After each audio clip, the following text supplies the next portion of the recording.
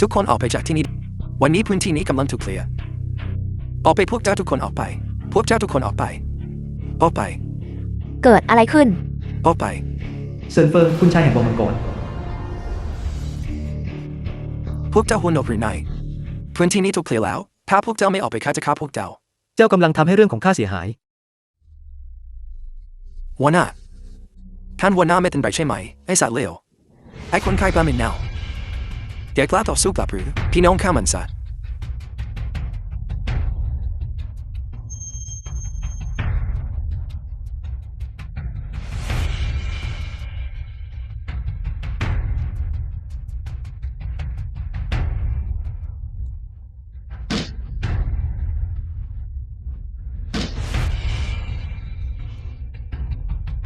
หัวหน้า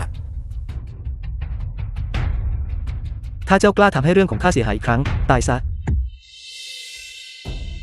ไอ้คนไข้ปลาเม็นเน่าหัวหน้าตระกูลฉันกำลังจะต้อนรับบุคคลสำคัญเจ้ากล้าขัดคำสั่งของหัวหน้าตระกูลฉันได้อย่างไรเจ้าไม่กลัวหรือว่าจะตายอย่างไม่มีที่ฝังตระกูลเฉินหยวนถงถูกต้องแล้วนี่คือตระกูลฉันตอนนี้เจ้ากลัวแล้วใช่ไหมตระกูลเฉินกระจอกมีค่าอะไรกันเจ้าขุนโมกเขาบ้าปัญญาตระกูลฉันเป็นผู้มีอิทธิพลในยุนโจในพื้นที่นี้พวกเขามีอำนาจพิเศษได้รับการสนับสนุนจากตาเซียเทธิดามออีอุสวมอำนาจของพวกเขานั้นใหญ่หลวงจนถึงขั้นกล่าวได้ว่าถ้าทีมฟ้าข้ากำลังบอกเจ้าว่ามดตัวเล็กๆกล้ามาอวดดีกับข้าได้อย่างไรแม้แต่เฉินหยวนถงเองหากเขาอยู่ที่นี่เขาก็ไม่กล้าทำตัวเช่นนี้บังอาจเฉินหยวนถงหัวหน้าตระกูลเฉินเจ้ากล้าที่จะไม่เห็นข้าเฉิน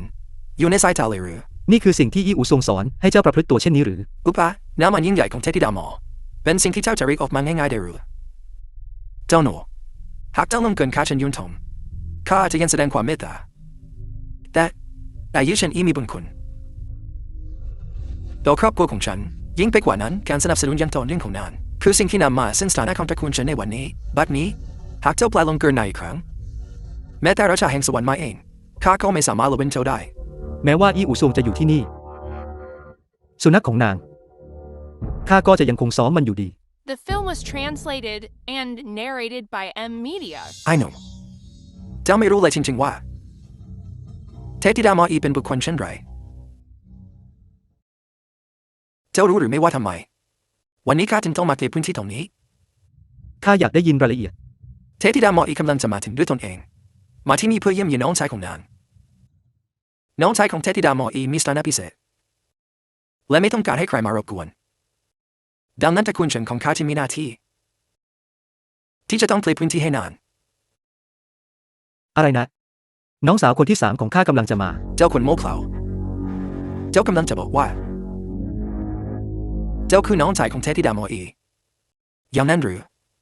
ถูกต้องแล้วไม่อย่างนั้นนางจะมาที่นี่ทำไมเลวไหลสิ้นดีเทธิดามอเป็นคนเช่นไรกันนางจะสามารถมีน้องชายคิดทำตัวถึงเคมีได้อย่างไรเจ้ากล้าแอบอ้างเป็นน้องชายของเทธิดามอหรือหากเจ้าไม่ตายสวรรค์ก็จะไม่ยอมทน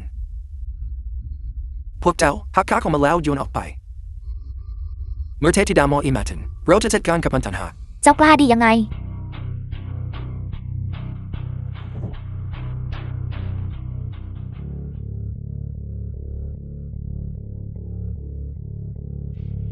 หลินชิงเฉิน CEO หญิงแห่งกลุ่มชิงเฉิน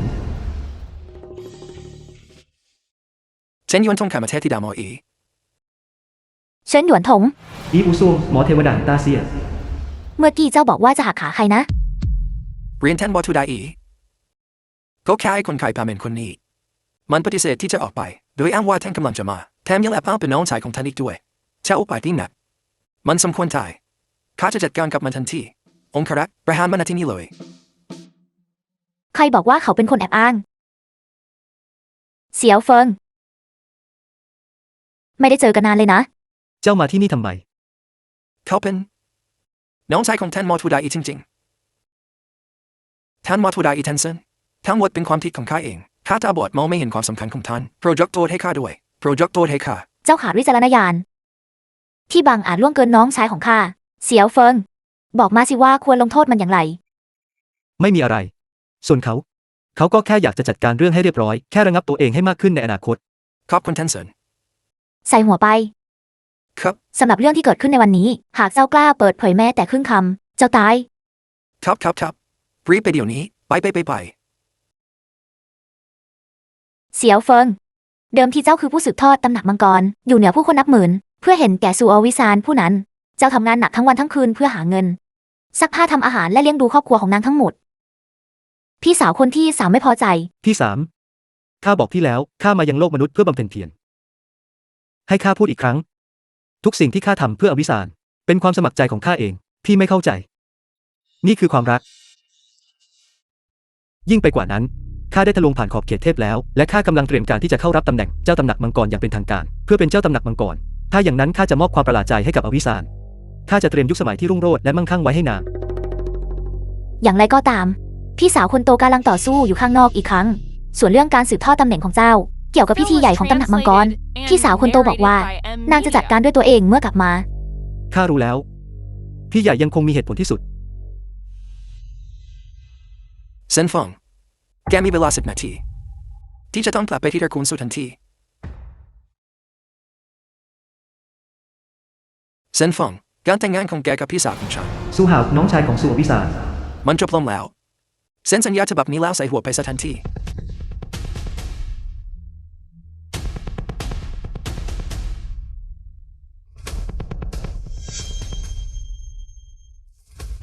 ให้เหตุผลข้ามา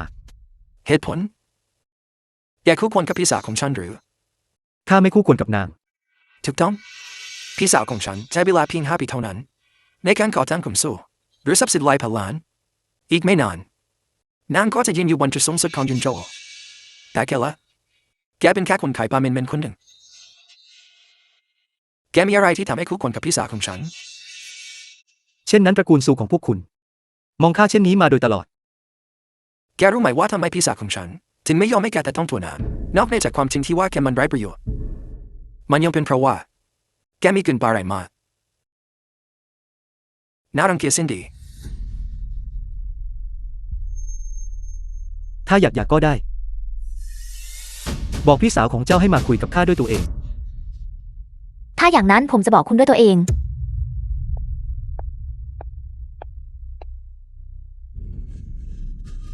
ฉัน ซูอวิสาน CEO แห่งกลุ่มซู ต้องการอยากกับคุณ เพราะคุณไม่คู่ควรกับผม อวิสานข้า อย่าพยายามเอาผมกลับคืนไป มันไม่มีประโยชน์อะไร เจ้าแน่ใจหรือ 5 ล้านเซ็นซะ ตั้งแต่วันนี้เป็นต้นไป ออกไปจากชีวิตของผม 5 ปี ข้าดูแลเจ้าอย่างพิถีพิถัน ข้ารักและทนุถนอมเจ้าอย่างสุดหัวใจ เจ้าหมิงหยางคุณชายตระกูลเจ้า การอุทิศตนที่จริงใจเช่นนี้ เจ้ายังไม่พอใจอีกหรือ ถ้าคนไร้ค่าอย่างเจ้าโดยพื้นฐานแล้วไม่รู้ว่าอวิสานต้องการอะไรอย่างแท้จริงอวิสานข้าช่วยเจ้าให้ได้มาซึ่งสัญญา1,000 ล้านของตระกูลเฉินพวกเขาจะจัดงานเลี้ยงอาหารค่ำในวันพรุ่งนี้ข้าจะประกาศเรื่องนี้ในตอนนั้น 1,000 ล้าน ขอบคุณมาก ด้วยสัญญามูลค่า 1,000 ล้านนี้ กลุ่มสู้ของเรา จะก้าวไปสู่อีกระดับหนึ่ง ไอ้คนขายปลาเมนแกเข้าใจไหมนี่คือสิ่งที่พี่สาวของฉันต้องการอย่างแท้จริงแกสามารถให้สิ่งนั้นได้หรือ เจ้าไม่ได้คิดจริงๆใช่ไหมว่าคำสั่งซื้อ 1,000 ล้านของตระกูลเฉิน เป็นเพราะเจ้า แน่นอนว่ามันเพื่อข้าเป็นไปได้ไหมว่ามันเพื่อเจ้าคนไร้ค่าที่ก่อผู้หญิงเพียงเท่านั้น ถึงแม้ว่าข้าจะไม่ได้ดำเนินการด้วยตัวเอง แต่ก็เป็นเพราะความเคารพที่มีต่อข้าที่กลุ่มบริษัทเฉิน เลือกกลุ่มบริษัทซูนั่นเกี่ยวอะไรกับเจ้า เฉินเฟิง เห็นได้ชัดว่าเป็นคุณชายเจ้า ที่ช่วยให้ฉันได้มา คุณกล้าดียังไงมาอ้างความดีความชอบนี้ ไม่ใช่แค่คำสั่งซื้อ 1,000 ล้านเท่านั้น รวมถึงกลุ่มบริษัทซูของพวกเจ้าด้วย ทุกสิ่งที่ตระกูลซูมีนั้นข้าเป็นคนมอบให้ เซนฟงความสำเร็จของอวิสานในวันนี้อาศัยพรสวรรค์และสติปัญญาของนางและการสนับสนุนที่แข็งแกร่งของข้าเจ้าไอ้คนขายปลาเมนเจ้ามีสิทธิ์อะไรมาแต่คนที่นี่ คุณนี่มันเกินเยียวยาจริง ถึงแม้ว่าข้าจะเป็นคนขายปลา ข้าก็มีพี่สาว3 คนงดงามและมีความสามารถหาใครเปรียบครอบครองอาณาเขตหนึ่งและพวกนางก็รักข้ามากทุกสิ่งที่เจ้าครอบครองถูกมอบให้แก่เจ้าเพราะพี่สาวของข้าแสดงความเคารพต่อข้า เจ้าแน่ขันหากแกมีพี่สาว2 คนจริงๆแกจะยังคงกอดตระกูลซูของฉันกินอยู่หรือแกจะเป็นคนขายปลาที่มีกลิ่น The เป็นไป film ทั่ว was ๆหรือ translated and narrated by M Media.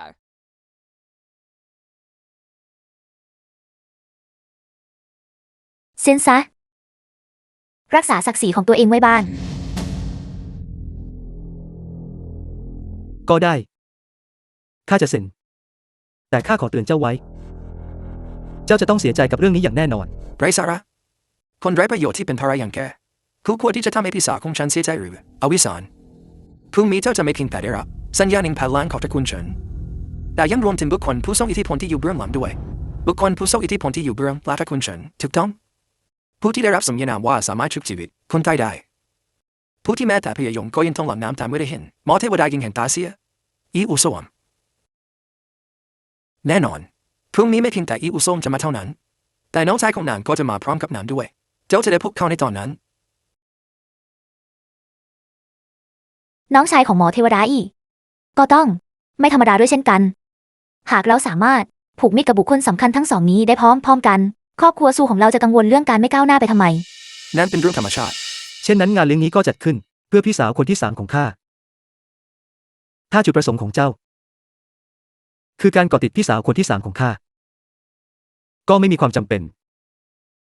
เพราะเจ้าไม่มีโอกาสอีกต่อไปแล้ว เจ้ากำลังจะบอกว่าหมอเทวดาอีเป็นที่สาวของเจ้าอย่างนั้นหรือ ถูกต้องแล้ว ข้ารังเกียจ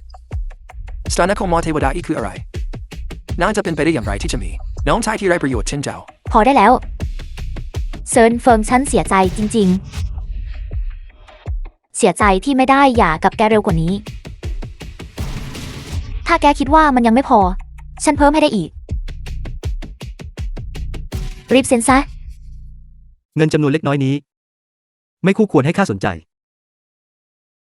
เจ้าจะต้องเสียใจกับเรื่องนี้อย่างแน่นอน พี่ไม่เป็นไรใช่ไหมพี่โกรธให้หมอนั่นหรือเปล่าฉันจะไปซัดมันเดี๋ยวนี้เลยเพื่อแก้แค้นให้พี่ กลับมาฉันแค่รู้สึกไม่สบายเล็กน้อยกระทันหัน ยูซานทิ้งภาระที่ไร้ประโยชน์นี้ไปคุณจึงจะสามารถแก้ปีกเป็นศูนย์ได้นี่คือจดหมายเชิญ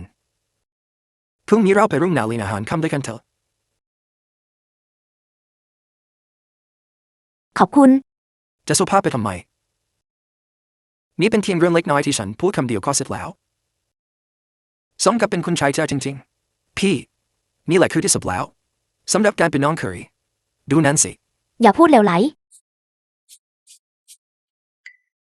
คุณชายเจ้างานเลี้ยงอาหารค่ำพรุ่งนี้ไม่ธรรมดาฉันยังต้องเตรียมตัวให้พร้อม ถ้าอย่างนั้นก็ได้พรุ่งนี้ฉันจะมารับคุณ เจอกันพรุ่งนี้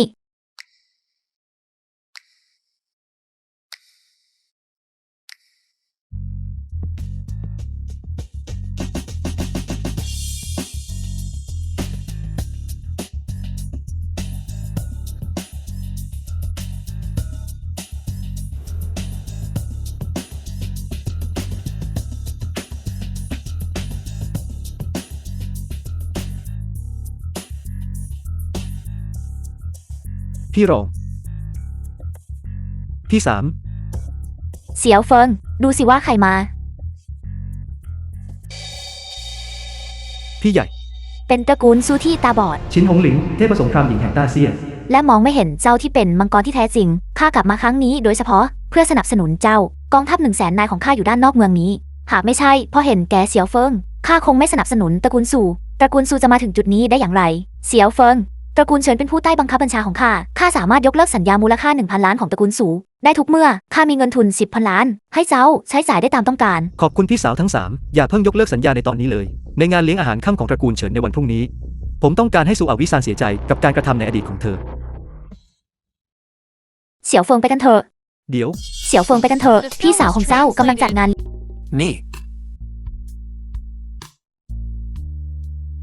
ได้ยินมาว่าท่านประธานสูได้รับคำแนะนำส่วนตัวจากตระกูลเฉิน สวีเหวยปิงหัวหน้าตระกูลสวี ทำให้ได้สัญญามูลค่า1,000 ล้านเป็นความสามารถที่ไม่ธรรมดาจริงๆพวกเราประทับใจอย่างยิ่งประทับใจอย่างลึกซึ้ง The film was translated and narrated ท่านประธาน by สู่ท่านสมเกินไปแล้ว ทั้งหมดเป็นเพราะความเมตตาที่ประมุขตระกูลเฉินมอบให้โดยไม่สมควร เดี๋ยวได้ก็ตามฉันได้ยินมาว่าสามีของท่านประธานสูยังคงขายปลาอยู่เสมอ เฟิงเจียอินหัวหน้าตระกูลเฟิง และเขาเป็นคนไร้ค่าที่ขึ้นชื่อท่านประธานสูจะใช้ชีวิตทั้งชีวิตของท่านติดอยู่กับแม่ขยะคนนี้จริงๆหรือท่านประธานเฟิงท่านอาจจะไม่ทราบเรื่องนี้ยูซานได้อย่าขาดจากแม่ขยะนั้นแล้วยิ่งกว่านั้นความสัมพันธ์ของพวกเขาก่อนหน้านี้เป็นที่แนะนำเท่านั้น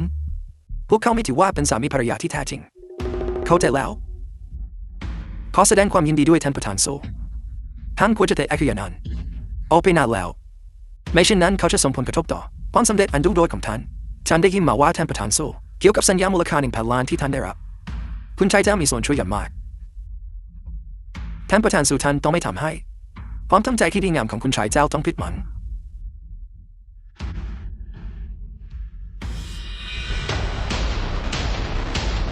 เซินเฟิง ฉันขอโทษ เซินเฟิง แกแอบเข้ามาได้อย่างไร ท่านประธานสู่ คุณเข้าใจผิดแล้ว ผมเดินเข้ามาอย่างเปิดเผยและซื่อสัตย์ ฉันจำได้ว่าฉันบอกแกไปแล้วไม่ใช่เหรอ การตามตอแย่ฉันไม่หยุดหย่อน มันไร้ประโยชน์โดยสิ้นเชิง มันจะยิ่งทำให้ฉันดูถูกแกมากขึ้นเท่านั้น ซูอวิสาน แกช่างเย่อหยิ่งเกินไปแล้ว อวิซาน แม่ อวิซาน ช้าลงหน่อย ไอ้ขยะนี่ บุกรุกเข้ามา แถมยังกล้าตีฉันอีก ท่านต้องพดุงความยุติธรรมให้พวกเราด้วย อะไรนะ เป็นไปได้อย่างไร อะไรนะเป็นไปได้อย่างไร ไอ้หมอนี่มันหยิ่งยโสเกินไปแล้ว เซินเฟิง ท้ายที่สุดแล้วตระกูลสู่ของเรา ก็เลี้ยงดูแกมา5 ปี แกยังกล้าทำร้ายคนในครอบครัวฉันอีกเหรอ แกเป็นคนหรือเปล่า ผมกำลังบอกคุณอย่างจริงจังมาก ผมไม่ได้ตีเธอ ถ้าคุณไม่เชื่อผม ไปตรวจสอบภาพจากกล้องวงจรปิดด้วยตัวเอง แม่ฉันบอกว่าแกทำ แสดงว่าแกทำจริง ๆ รีบไปขอโทษแม่ฉันกับเสี่ยวหาวเดี๋ยวนี้ รีบขอโทษซะ ซูอวิสานคุณไม่เคยเต็มใจที่จะเชื่อผมเลย คุณกลับเลือกที่จะเชื่อคนอื่นมากกว่าที่จะเชื่อผม คุณพูดถูกเพราะไอ้ขยะอย่างแกไม่คู่ควรกับความไว้วางใจของยูซาเลยแม้แต่น้อย ทุกท่านบุคคลผู้นี้ไม่เพียงแต่ทำร้ายน้องเคยและแม่ยายของตนเอง แต่ยังพยายามก่อกวนอย่าเลี้ยงและทำให้ความสนุกสนานของทุกคนเสียไปท่านคิดว่าเราควรจัดการกับเขาอย่างไรดีตัวอดีอย่างไรมาปฏิบัติต่อพวกเราผู้ทรงเกียรติเราครับไม่มีตัวตนเขาใช้อุบาทยิ่งหนักฉันขอเสนอให้อากาศเขาทั้งสองข้างแล้วแต่เขาออกไปเพื่อรักษาศักดิ์ศรีของพวกเราผู้ทรงเกียรติ นั่นแหละคือสิ่งที่ควรทำ เซนฟงนี่คือผลของการที่แกไม่รู้จักที่ทำที่ส่วนผลของการเป็นล่วงเกินผู้มีอำนาจ เซินเฟิง ตอนนี้แกคงรู้แล้วสินะ ช่องว่างระหว่างแกฉันและคุณชายเจ้า ใช่ไหม พวกเขาลงไล่ขอโทษฉันซะฉันจะพูดดีๆให้แกคือรักษาค่าที่ไร้ค่าของแกไว้ ให้ผมคุกเข่าเหรอ คุณคู่ควรแล้วเหรอ งานเลี้ยงนี้แต่เดิมถูกจัดเตรียมโดยตระกูลเฉินเพื่อพี่สาวของผมและผม แม้ว่าเฉินหยวนถงจะอยู่ที่นี่ เขาก็ไม่กล้าที่จะแสดงความไม่เคารพต่อผมแม้แต่น้อย เช่าเป็นเรื่องตลกสิ้นดีตอนที่พวกท่านว่ามาแม้แต่หัวหน้าตระกูลฉันอยู่ที่นี่เขาก็ต้องทำตามคำสั่งของพวกท่านด้วยงั้นหรือ คุณพูดถูกอย่างไม่น่าเชื่อ เฉินหยวนถงต้องทำตามคำสั่งของผมจริง แกไอ้คนโมบ้าบินแกกล้าดีกันในมาล่วงเกินหัวหน้าตระกูลฉันข้าขอสั่งให้แกคุกเข่าขอโทษเดี๋ยวนี้ ๆ สั่งผมเหรอ คุณคู่ควรแล้วเหรอ หัวหน้าตระกูลสวีไม่พอหรือนั้นผมข้าฟงจีอินเข้าไปด้วยเป็นอย่างไรข้าในฐานะหัวหน้าตระกูลเฟิร์นขอสั่งให้แกคุกเข่าขอโทษ แค่ตัวตลก คุณมีสิทธิ์อะไร แกใช้นมเลยแกยิงยโสกันไปแล้ว เซินเฟิง แกตั้งใจจะสร้างปัญหาจริงๆเหรอ จนกระทั่งเรื่องราวแก้ไขไม่ได้เลยใช่ไหม การคุกเข่าขอโทษมันยากขนาดนั้นเลยเหรอ แกกำลังทิ้งชีวิตตัวเองหรือไง ขออภัยด้วย แต่กระดูกของผมแข็งมาตั้งแต่เด็ก ผมคุกเข่าไม่ได้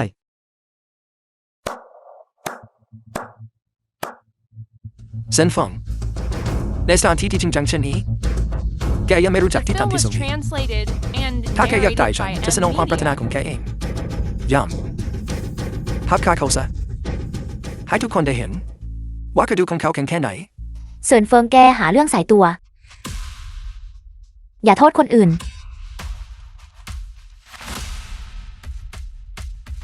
พวกคุณกำลังทำอะไรกันท่านประมุขโจรท่านมาถึงได้ทันเวลาพอดีบุคคลผู้นี้เดิมเป็นลูกเขยที่ถูกทอดทิ้งของตระกูลโซชื่อว่าเซินเฟิงเมื่อคู่นี้เขาช่างบาระหามอย่างที่สุดไม่เพียงแต่ล่วงเกินบุคคลสำคัญทั้งหมดแต่ยังโอ้อวดว่าท่านประมุขโจรจะต้องทำตามคำสั่งของเขาเขาไม่รู้จักความตายความเป็นจริงเป็นจริงลูกเคยที่ถูกทอดทิ้งของตระกูลซุงอันหรือถูกต้องแล้วไอเด็กนี่อาศัยครอบครัวของฉันกินมาแฮปปี้และเพิ่งถูกพี่สาวของฉันไล่ออกไปเมื่อวานนี้นี่ไม่ใช่น้องชายของหมออีหรอกหรือหมออีบอกว่าเธอจะแนะนำตัวตนของน้องชายของเธอด้วยตัวเองไม่ข้าไม่สามารถฝ่าฝืนคำสั่งของหมออีได้โดยเด็ดขาดเดี๋ยวเราก็ตามหัวหน้าตระกูลฉันโปรเจกต์กังวลพวกเรากำลังจัดการเรื่องนี้อยู่โปรดรอและสังเกตการอยู่ข้างๆโยนมันออกไป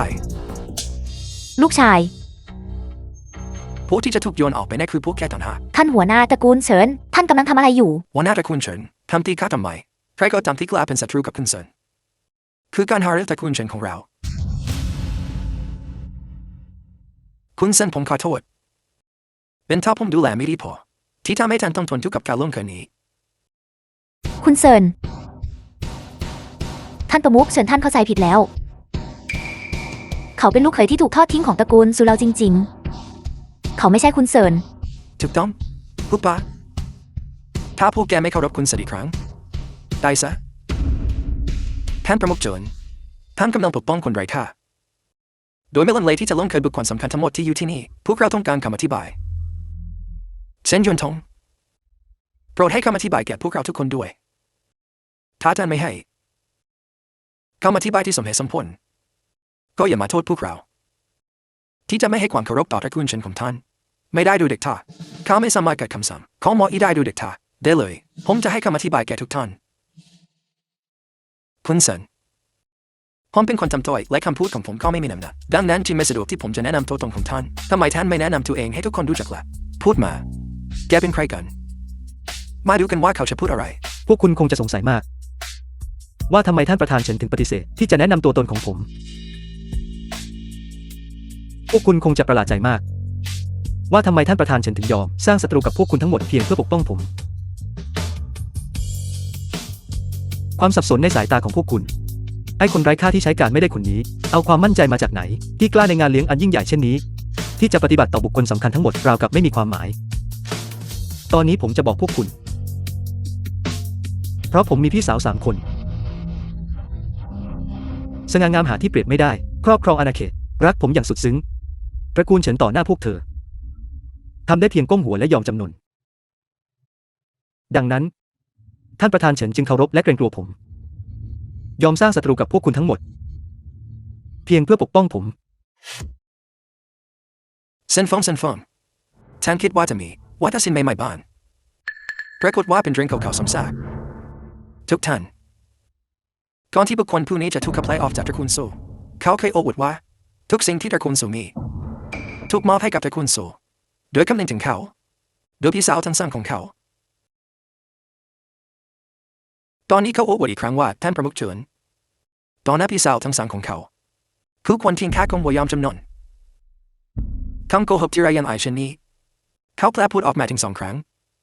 มันทำให้ฉันพูดไม่ออกจริงๆท่านประมุขโจรท่านถูกตัวตลกเช่นนี้มายามเกียรติท่านยังจะนิ่งเฉยอยู่อีกหรือหากท่านไม่ลงโทษท่านประมุขโจรเช่นนั้นก็อย่าโทษพวกเราเลยที่ไม่ให้ความเคารพต่อตระกูลเฉินของท่านสิ่งที่คุณเซินพูดนั้นถูกต้องแล้วเขามีพี่สาว2 คนจริงๆมดน้ำหาใครเปรียบครอบครัวอาณาเขตรักเขาอย่างสุดซึ้งหนึ่งในนั้นคือหมอเทวดาอีที่เราจากหนาเลียนตอนรับในคืนนี้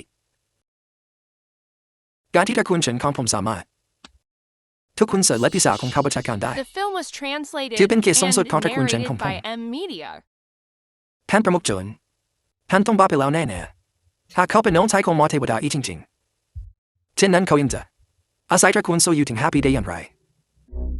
ผมขอแนะนำให้ท่านจัดการกับเขาทันที มิฉะนั้นหากหมอเทวดาอิรู้เขาว่าท่านถึงกับเข้าใจคิดในตัวน้องชายของเขาท่านประมุขเจินท่านจะต้องพินาศไปตลอดกาล ประมุขเฉินฉันแต่งงานกับเขามา5 ปีแล้ว ฉันไม่เคยรู้เลยว่าเขามีญาติฉันกล้ารับประกันด้วยชีวิตของฉันว่ามันเป็นไปไม่ได้อย่างแน่นอนที่เขาจะเป็นน้องชายของหมอเทวดาอี หมอเทวดาอีเซอีและไอมอนอีเซซันพวกเขาจะเป็นพี่น้องกันได้อย่างไรท่านประมุขเจินเรื่องนี้ชัดเจนแจ่มแจ้งแล้วเขาไม่มีพี่สาว2 คนอย่างแน่นอนไม่ต้องพูดถึงเรื่องการครอบงำภูมิทัศน์และความสง่างามที่หาใครเทียบไม่ได้ตั้งแต่ต้นจนจบเขาเป็นเพียงคนโกหกตัวตลกที่น่ารังเกียจเส้นเต็มไปด้วยเรื่องไร้สาระ บังอาจ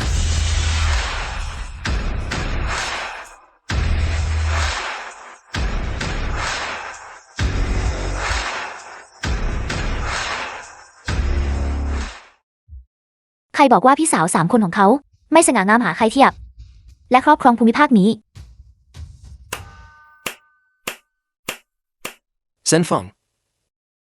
วิธีการของแกนี่ไม่ธรรมดาเลยนะ คุณหมายความว่าอย่างไร ที่ฉันพูดหมายความว่าอย่างไรเพื่อพิสูจน์ว่าแกมีพี่สาว2 คนแกถึงกับจงใจหาพยาน2 คนมาแต่พวกเขาเป็นใครกันพวกเขามีสิทธิ์อะไรที่จะทำให้พวกเราเชื่อคำให้การของพวกเขาแต่ฉันสงสัยมากสาวน้ำ3 คนเขาให้เงินพวกคุณไปเท่าไหร่เพื่อให้พวกคนเต็มใจเป็นพยานให้เขา พวกเราไม่ต้องการแม้แต่สตางค์เดียวมันเป็นความสมัครใจ เต็มใจหรือพวกคุณเป็นพยานให้เขาฟรีๆหรือพวกคุณคิดว่าพวกเราจะเชื่ออย่างนั้นหรือ แล้วท่านคิดว่าความจริงคืออะไร ความจริงก็คือเขาเป็นผู้ชายที่พวกท่าน2 คนเลี้ยงไว้ไม่น่าแปลกใจที่พวกท่านไม่รับเงินที่แท้เขาเป็นการตอบแทนด้วยสิ่งอื่นไอ้คนไร้ค่าพวกนี้โชคดีเรื่องผู้หญิงจริง จริง ๆ แล้วพวกเราอยากจะล้างเขาไว้ แต่น่าเสียดายที่เขาปฏิเสธเซินเฟิงแกมีความสามารถไม่เบาเลยนะ เราเพิ่งหย่ากันได้ไม่กี่วัน แกก็ไปพัวพันกับพวกเขาแล้ว แกน่ารังเกียจจริง ๆ คุณคงจะเป็นสู่อวิซานสินะ คุณค่อนข้างสวยเลยทีเดียว แต่น่าเสียดายที่คุณตาบอดมองไม่เห็นคุณค่าที่แท้จริง อย่าหาว่าฉันไม่เตือน การหย่ากับเขาคือการตัดสินใจที่ผิดพลาดที่สุดที่คุณเคยทำมาในชีวิต เพราะว่าเขามีพี่สาว3 คนจริง ๆ สง่างามหาใครเทียบและครอบครองภูมิภาคนี้ ๆสาวนำคนนี้มันน่าใหญ่แต่ไร้สมองจริงๆลองคิดดูให้ดีถ้าเขามีพี่สาว2 คนจริงๆเขาจะยังคงยึดติดกับพระคุณสูงของพวกคุณเป็นบุรุษที่ถูกเลี้ยงดูมาหลายปีหรือแม้แต่จะตายไป19,000ถึงแม้ว่าเขาจะมีพี่สาว2 คนจริงๆพวกนางก็เป็นแค่3 บุคคลชั้นต่ำการถึงพวกนางเป็นการดูถูกบุคคลผู้ทรงเกียรติทั้งหมดที่อยู่ที่นี่ แล้วแกคิดว่า พวกเรา3 คนเป็นคนชั้นต่ำเหรอ คุณหมายความว่าพวกคุณเป็นพี่สาวของเขา แกเดาถูกแล้ว ฉันคือพี่สาวคนที่3 ของเขา นี่คือพี่สาวคนโต นี่คือพี่สาวคนที่2เสี่ยวเฟิงทำไมนายถึงยืนตะลึงอยู่ตรงนั้น รีบเข้ามาทักทายพวกเราสิ พี่ใหญ่ พี่รอง พี่3พวกนางเป็นพี่สาวของเขาจริงๆพวกท่านงดงามไร้ที่ติจริงๆถึงแม้ว่าพวกแกจะเป็นพี่สาวของเขาแล้วยังไงแต่งตัวเหมือนนาคดิกาพวกแกมีสิทธิ์อะไรถึงกล้าเรียกตัวเองว่างามเลิศไร้เทียมทานหรือครอบครองภูมิภาค ไอสารเลว The film was translated and narrated by กล้าดียังไง N มาทำร้าย Media. คุณชายเจ้านังสาวเลวแกกล้าดียังไงมาที่ฉัน แกพูดจาไม่ยั้งคิด ฉันกล้าที่จะฆ่าแกด้วยซ้ำ แกเชื่อไหมแค่นาคดิกาฉันทำกล้ามาที่ฉันผู้เป็นคุณชายใหญ่ผู้ทรงเกียรติแห่งตระกูลเจ้านี่นะพวกแกอยากตายจริง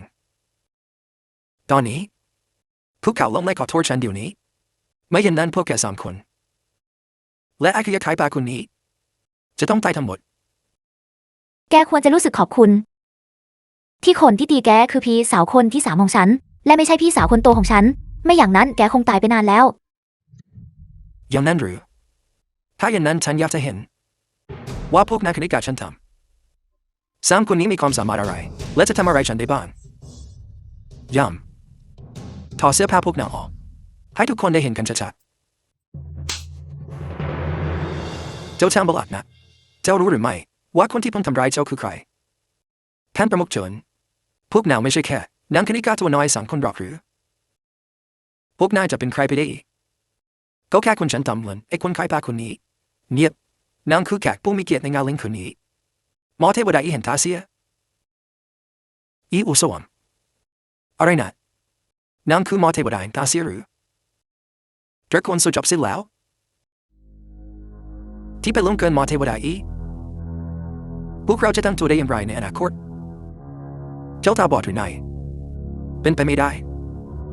พวกคุณต้องร่วมมือกันสมคบคิดกันหลอกลวงพวกเรานางจะเป็นหมอเทวดาเห็นตาเสียได้อย่างไรหมอเทวดาเห็นตาเสียเป็นสิ่งที่ใครจะมาอ่านได้ง่ายๆหรือผม ท่านประธานสู่ตอนนี้คุณเชื่อแล้วใช่ไหมในสิ่งที่ผมเคยบอกคุณ ทำไมแกไม่บอกฉันเร็วกว่านี้ทำไมแกถึงปิดบังฉันถ้าแกบอกฉันก่อนหน้านี้เราจะมาถึงจุดนี้ตอนนี้ไหมการที่ผมคบหาและแต่งงานกับคุณมันเกี่ยวอะไรกับพี่สาวของผมนอกจากนี้ผมเคยบอกคุณแล้วและไม่ใช่แค่ครั้งเดียวคุณไม่เคยเชื่อผมเลยกลับเชื่อแต่เขา คุณชายเจ้าดีต่ออวิสานมากแน่นอนว่าพวกเราเชื่อเขาผมไม่ดีกับเธอเหรอผมให้พี่สาวทั้ง3ของผมสนับสนุนอาชีพการงานของเธอชอบกินปลาผมก็ไปขายปลาเปลี่ยนชนิดไปทุกวันทำอาหารให้ครอบครัวของคุณทั้งหมดปฏิบัติต่อคุณด้วยใจจริงทั้งหมดนี้คุณยังไม่พอใจอีกเหรอแน่นอนว่าไม่พอเพราะเจ้าควรจะให้มากกว่านี้ถ้าอย่างนั้นผมอยากจะรู้ว่าผมต้องให้อะไรอีกในเมื่อพี่สาวของเจ้าไม่ความสามารถถึงเพียงนี้นางควรจะมอบให้โดยตรง10,000 ล้านให้กับพระคุณสุขของข้าแทนที่จะปล่อยให้น้องสาวของข้าต้องดิ้นรนจนหนักเช่นนี้เจ้าควรจะมอบให้ครอบครัวของข้าด้วยเขาได้หาหลังใหญ่และมอบรถหรูหลายคันให้ข้าที่สำคัญที่สุดเจ้าควรจะยกพี่สาวของเจ้าให้แต่งงานกับข้าเจ้าทำไม่ได้แม้แต่เรื่องพื้นฐานที่สุดเหล่านี้กล้าดียังไงมาพูดว่าเจ้าปฏิบัติต่อน้องสาวของข้าดีพวกแกคิดว่าพวกแกเป็นใครกันกบในกะลาอยากกินเนื้อหงส์สมควรแล้วเจ้าไม่มีค่าพอแม้แต่จะถือรองเท้าของหมอเทวดาอีแต่เจ้ายังอยากจะแต่งงานกับนายหรือเจ้าเป็นอยู่จริงๆเซินเฟิงแม้ว่าแกจะมีพี่สาว3 คนแล้วไงล่ะฉันไม่เสียใจเลยแม้แต่น้อยที่อยากกับแกเพราะไม่ว่าตอนนี้แกจะรุ่งโรจน์แค่ไหนมันก็เป็นอำนาจที่ยืมมาทั้งนั้นแกก็ยังคงเป็นไอ้ขยะที่ล้มเหลวคนนั้นพี่สาวของผมตอนนี้เป็นดังหงส์ที่ทะยานขึ้นสู่ท้องฟ้าแล้วแม้จะไม่มีการสนับสนุนจากน้องสาวของเจ้านางก็ยังสามารถก้าวหน้าได้อย่างรวดเร็วต่อไปอย่างน้อยที่สุดเธอก็มีคุณชายเจ้าให้พึ่งพาไม่ต้องพูดถึงเรื่องอื่นแค่สัญญา1,000 ล้านของตระกูลฉันเพียงอย่างเดียวก็เพียงพอที่จะทำให้มูลค่าของนางเพิ่มขึ้นเป็น2 เท่าอีกครั้งคุณมีอะไรที่จะทำให้นางเสียใจได้สัญญามูลค่า 1,000 ล้านเหรอสุอวิสานคุณยังไม่รับรู้สถานการณ์อีกเหรอคุณคิดว่าคุณยังสามารถได้สัญญามูลค่า 1,000 ล้านนั้นอยู่ไหมตอนนี้ทำไมจะไม่ได้สัญญา 1,000 ล้านนี้ประมุขตระกูลเซินมอบให้ฉันด้วยความเคารพต่อชื่อเสียงของคุณชายเจ้ามันไม่เกี่ยวข้องเลยกับพี่น้องของแกเป็นไปได้ไหมว่าแกสามารถทำให้ประมุขตระกูลเฉินถอนคำสัญญาของเขาได้ถูกต้องชื่อเสียงของพี่สาวคุณหมอเทวดาอีน่าประทับใจอย่างแน่นอนแต่ท้ายที่สุดแล้วนางก็เป็นแค่หมอที่จ่ายยาและรักษาผู้ป่วยไม่ใช่หรือฉันไม่ใช่ว่าประมุขตระกูลเฉินจะทำลายชื่อเสียงของตัวเองและทำตามคำสั่งของเขาเพื่อถอนสัญญานี้ผมเกรงว่าผมคงต้องทำให้ท่านผิดหวังผมขอประกาศยกเลิกสัญญาของตระกูลเฉินมูลค่า 1,000 ล้านยิ่งไปกว่านั้นพวกเราขอยุติความร่วมมือทั้งหมดกับกลุ่มบริษัทสู่ประมุขตระกูลเฉินท่านจะคืนคำได้อย่างไรเซนยวนทงท่านสัญญากับฉันไว้อย่างชัดเจนว่าจะมอบสัญญาให้กับอวิสานทำไมเพียงแค่ประโยคเดียวจากผู้ชายคนนี้ท่านจึงถอนคำสัญญานี้อิทธิพลของนางสำคัญกว่าชื่อเสียงของตระกูลเฉินของท่านหรือนั้นสมเหตุสมผลแล้วสำหรับนักธุรกิจชื่อเสียงเป็นสิ่งสำคัญที่สุดท่านประมุขตระกูลเฉินท่านต้องทบทวนใหม่คุณชายเจ้าท่านเข้าใจผิดแล้วมันไม่ใช่เพราะท่านที่ผมมอบสัญญาให้กับคุณอุซุแต่เป็นท้าวหมอเทวดาอีนางได้จัดการเตรียมการมาแล้วผมเพียงแค่ทำความดีความชอบให้นางเท่านั้นมันไม่ใช่เพราะคุณชายเจ้าการยกเลิกสัญญาในตอนนี้แม้ว่าหมอเทวดาอีจะเป็นปัจจัยหนึ่งแต่ผมทำเพื่อเห็นแก่คุณชายเซินมากกว่าเมื่อพิจารณาสถานการณ์ในวันนี้แม้ว่าหมอเทวดาอีจะไม่ได้อยู่ที่นี่ก็ตาม หากพวกท่านกล้าที่จะดูหมิ่นคุณชายเซินผมจะไม่ปล่อยพวกท่านไปง่ายๆอย่างแน่นอนอะไรนะทำเพื่อเห็นแก่เขาหรือเขาเป็นแค่คนขายปลาไม่ใช่หรือเงียบพวกท่านไม่รู้เรื่องเลยเกี่ยวกับตัวตนที่แท้จริงของคุณชายเซินอย่าว่าแต่การจุบลูกสัญญาเลยแม้แต่การฆ่าพวกท่านหากเขาเอ่ยปากเพียงคำเดียวเจนยวนทงผู้นี้จะทำโดยไม่ลังเลแม่บอกว่าสัญญาของเราหายไปแล้วพวกเราควรทำอย่างไรดีบอกพวกเราหน่อย คุณผิดคำพูดเซินเฟิงฉันแค่อยากกับแกเท่านั้นเองแกจะละเลยได้อย่างไรความเมตตาที่ตระกูลซูหมีให้แกตลอด5 ปีแกจงใจวางแผนเพื่อทำลายสัญญาพันล้านของฉันทำไมความต้องการแก้แค้นของแกถึงรุนแรงขนาดนี้ผมไม่จำเป็นต้องแก้แค้นคุณผมแค่อยากรู้หากไม่มีคำสั่งซื้อมูลค่า 1,000 ล้านนี้คุณจะเสียใจไหมดังนั้นตอนนี้คุณเสียใจไหม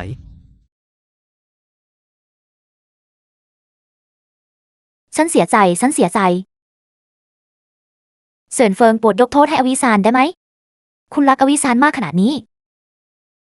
ครอบครัวของเราไม่สามารถเสียสัญญา 1,000 ล้านนี้ไปได้ครับพี่เขยทุกอย่างเป็นความผิดของผมเองไปให้พ้นตอนนี้ผมแค่อยากรู้ว่าเธอ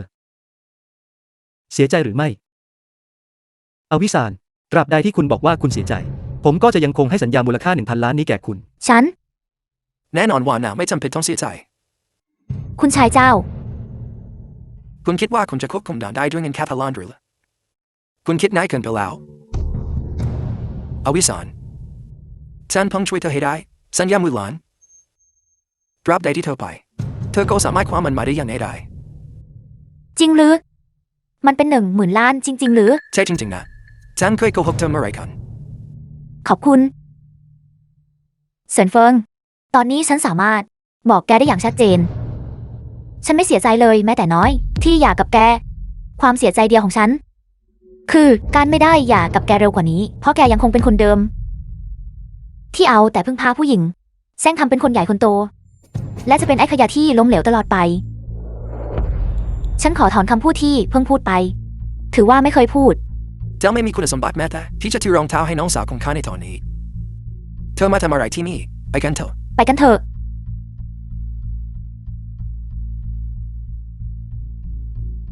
จู่ต่อเขาเอาสัญญา10,000 ล้านออกมาได้อย่างไรใครจะสนว่าเขาได้มันมาอย่างไรเพียงแค่คำพูดเดียวจากฉันเขาก็หมดสิทธิ์ที่จะได้อะไรไปเลยพวกมันกล้าดียังไงถึงทำกับเสี่ยวเฟิงแบบนี้เราต้องแน่ใจว่าพวกมันจะไม่มีทางอยู่รอดได้ช่างมันเถอะเราอยากกันแล้วผมไม่อยากพัวพันอีกต่อไปไม่ต้องกังวลนะเสี่ยวเฟิงพี่มีลางสังหรณ์ว่าพวกเธอ2 คนจะต้องได้พบกันอีกแน่นอนใช่สิเพื่อที่จะดูแลเสี่ยวเฟิงอยู่ใกล้ๆฉันได้ให้กลุ่มบริษัทชิงเซิงจัดการโครงการลงทุน10,000 ล้านหยวนในหยุนโจรองประธานลู่เจิ้นอันของเราจะเป็นผู้รับผิดชอบเมื่อทุกอย่างถูกจัดเตรียมเรียบร้อยแล้วเราจะมอบมันให้กับเสี่ยวเฟิงถือซะว่าเป็นการหาเงินค่าขนมเล็กน้อยขอบคุณพี่รอง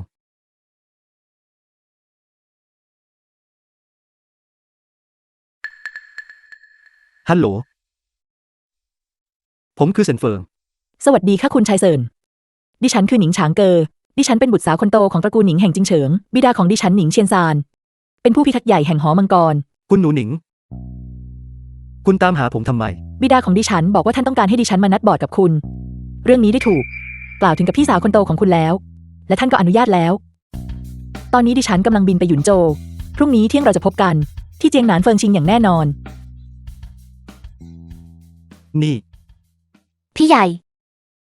ท่านปล่อยให้เสี่ยวเฟิงไปนัดบอร์ดได้อย่างไรถ้ามาลงเอยกันจะทำยังไงแล้วพวกเราล่ะฉันไม่เห็นด้วยอย่าเอาแต่ใจเสี่ยวเฟิงเป็นเจ้าตำหนักมังกรเขาต้องการการสนับสนุนที่แข็งแกร่งจากหนิงเชียนซานนั่นไม่ถูกพี่ใหญ่เสี่ยวเฟิงคุณหนูหนิงงดงามราวกับดอกไม้เธอจะไม่ทำให้เจ้าต้องลำบากเราต้องให้ความสำคัญกับภาพรวมที่ใหญ่กว่าเสี่ยวเฟิงถึงแม้ว่าเจ้าจะแต่งงานกับคุณหนูหนิงพี่รองก็ยังสามารถเป็นคนลักต่อของเจ้าได้นี่เสี่ยวเฟิง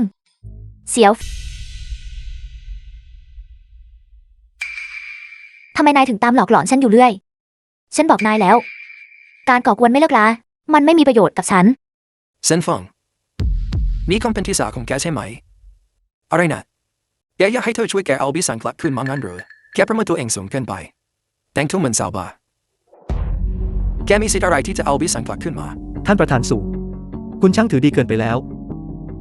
นี่คือบริษัทของพี่สาวคนที่สองของฉัน เราแค่บังเอิญเจอกัน บริษัทของพี่สาวแกหรือแกหมายความว่าเทมเปอร์ทาลินแห่งกลุ่มจริงจังคือพี่สาวของแกงั้นหรือ ถูกต้องแล้ว เธอคือพี่สาวของฉัน แล้วแกกำลังบอกว่าแกสามารถช่วยเอาบิสันทำสัญญามือลายนี้ให้สำเร็จได้งั้นหรือ ถ้าอวิสานยังเป็นภรรยาของฉัน แน่นอนว่าคงไม่มีปัญหาอะไร พอได้แล้วเซินเฟิง นายมันไร้ยังอายจริง สู่อวิสานชี้แจงหน่อยว่าคุณหมายความว่าอย่างไร ฉันไร้ยังอายตรงไหน ๆ นายยังจะเสแสร้งอีกเหรอ นายคงจะรู้ว่า คุณชายเจ้าช่วยฉันให้ได้มาซึ่ง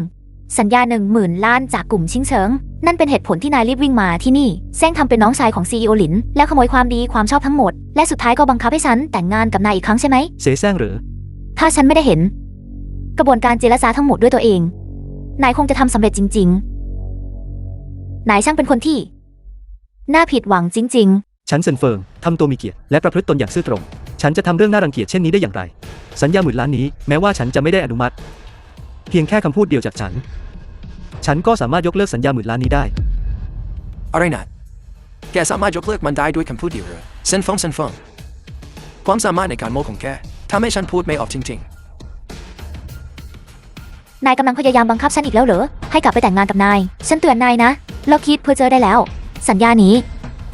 CEO หลู่มอบให้ฉันด้วยความเคารพต่อพ่อของคุณชายเจ้า ในทางปฏิบัตินั่นคือสิ่งที่พวกเขาให้ฉัน เรื่องนั้นไม่เกี่ยวข้องอะไรกับคนที่เรียกว่าเป็นพี่สาวของคุณเลย แม้แต่บาทเดียว เซนฟง3 วันต่อ The มา film was กลุ่มชิงเฉิง translated จะจัดงานแถลงข่าว and narrated by M ประ Media. กาศว่าสัญญา10,000 ล้านเป็นของอวิสานถึงตอนนั้นอวิสานก็จะเป็นผู้หญิงของฉันและทุกสิ่งที่นามีก็จะเป็นของฉันส่วนแกทุกสิ่งที่แกทำมาก่อนหน้านี้ก็ไม่ต่างอะไรไปจากการเตรียมชุดแต่งงานไว้ให้ฉัน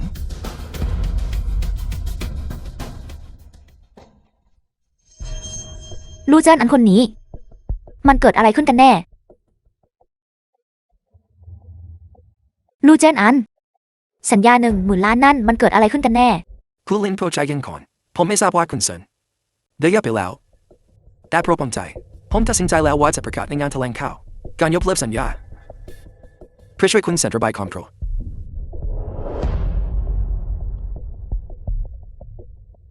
ไม่ต้องกังวลนะเสี่ยวเฟิง3 วันต่อจากนี้ เจ้าจะต้องเข้าร่วมในฐานะแขกพิเศษ ในตอนนั้น เราจะตบหน้าอย่างรุนแรง ของคู่รักที่น่ารังเกียจคู่นี้อีกครั้ง มาดูกันว่าพวกเขาจะยังคงยิ่งยโสเหมือนที่เป็นอยู่ในวันนี้ได้หรือไม่ สู่อวิสานครั้งนี้ คุณคงจะไม่ถือดี เหมือนเมื่อก่อนแล้วใช่ไหม ได้ยินว่าท่านประธานสู้ทำสัญญามูลค่า10,000 ล้านกับตุ้มชิงเฉินได้อีกฉบับ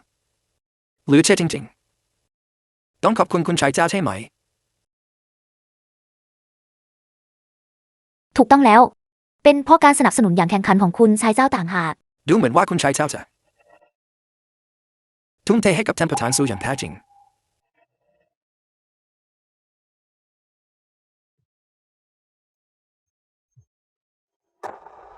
นายมาทำอะไรที่นี่ แน่นอนว่าเขามาเพื่อเข้าร่วมงานแถลงข่าว เพิ่งหย่าก็มีคนรักใหม่แล้วเหรอ เร็วดีนี่ ฉันพนันได้เลยว่านายแอบคบกันมานานแล้ว เซนฟงดูฐานะของแกสบานแกมีคุณสมบัติพอที่จะเข้าร่วมงานแถลงข่าวของตุ้มชิงเฉินด้วยหรือแกไม่คู่ควรฉันดูแล้วแกต้องมาที่นี่เพื่อสร้างปัญหาแน่ๆหลังจากที่อวิสานหย่ากับแกก็เก็บความแค้นไว้ครั้งที่แล้วสัญญา1,000 ล้านระหว่างท่านประธานเฉินกับอวิสานก็ถูกแกทำลายไม่ต้องพูดถึงว่าครั้งนี้เมื่อรู้ว่าอวิสานกำลังจะเซ็นสัญญา10,000 ล้านกับตุ้มชิงเฉินแกก็เลยอยากจะมาทำลายมันอีกครั้งเป้าหมายของแกคือการทำให้อวิสานต้องเจ็บปวดใช่ไหมอย่างที่เขาว่ากันว่าจากทันดูดีในเมื่อคุณอยากกันแล้วคุณก็ควรจะแยกกันไปและอวยพรให้กันนายคอยรังควานเธอสำลักสำเล่าแสดงให้เห็นชัดเจนว่านายมีนิสัยมืดดำผมฟังเกรดพวกอันธพาลตัวใหญ่ที่มืดดำแบบนี้ที่สุดผมแนะนำให้นายรีบไปซะไม่อย่างนั้นอย่าโทษผมเฟิร์ม ที่เข้ามายุ่งเมื่อเห็นความไม่ยุติธรรม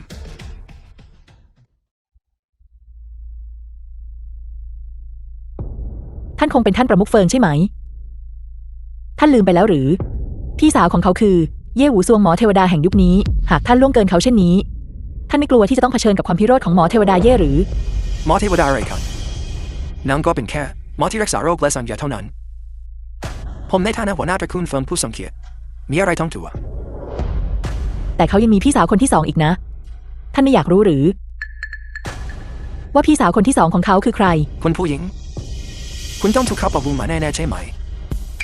ครั้งที่แล้วคุณแอบอ้างเป็นคุณหนิงครั้งนี้คุณคงไม่คิดจะแอบอ้างเป็นประธานบริหารของทุ่งชิงเฉินท่านประธานลินบอกนะประธานหลินจะเข้าร่วมด้วยตัวเองอย่างแน่นอนในวันนี้ทำไมฉันต้องปลอมตัวด้วยอย่างน้อยคุณเขายังมีสติอยู่บ้างฉันอยากรู้ว่าเขาให้เงินคุณเท่าไหร่ฉันจะให้เป็น2 เท่าแค่เปิดโปงท่าทายที่น่าเกลียดของเขาและให้อวิสานได้เห็นอย่างชัดเจนว่าเขาช่างน่ารังเกียจและไร้ยางอายทิ้งใดวันนี้แหละคุณชายเจ้าท่านเข้าใจผิดแล้วเขาไม่ได้จ่ายแม้แต่สตางค์เดียวและฉันยินดีที่จะทำทุกอย่างเพื่อเขาไม่ได้จ่ายแม้แต่แดงเดียวเลย The film was translated คุณไม่ได้ใช้ร่างกายจ่ายอีกครั้งใช่ไหม narrated by M Media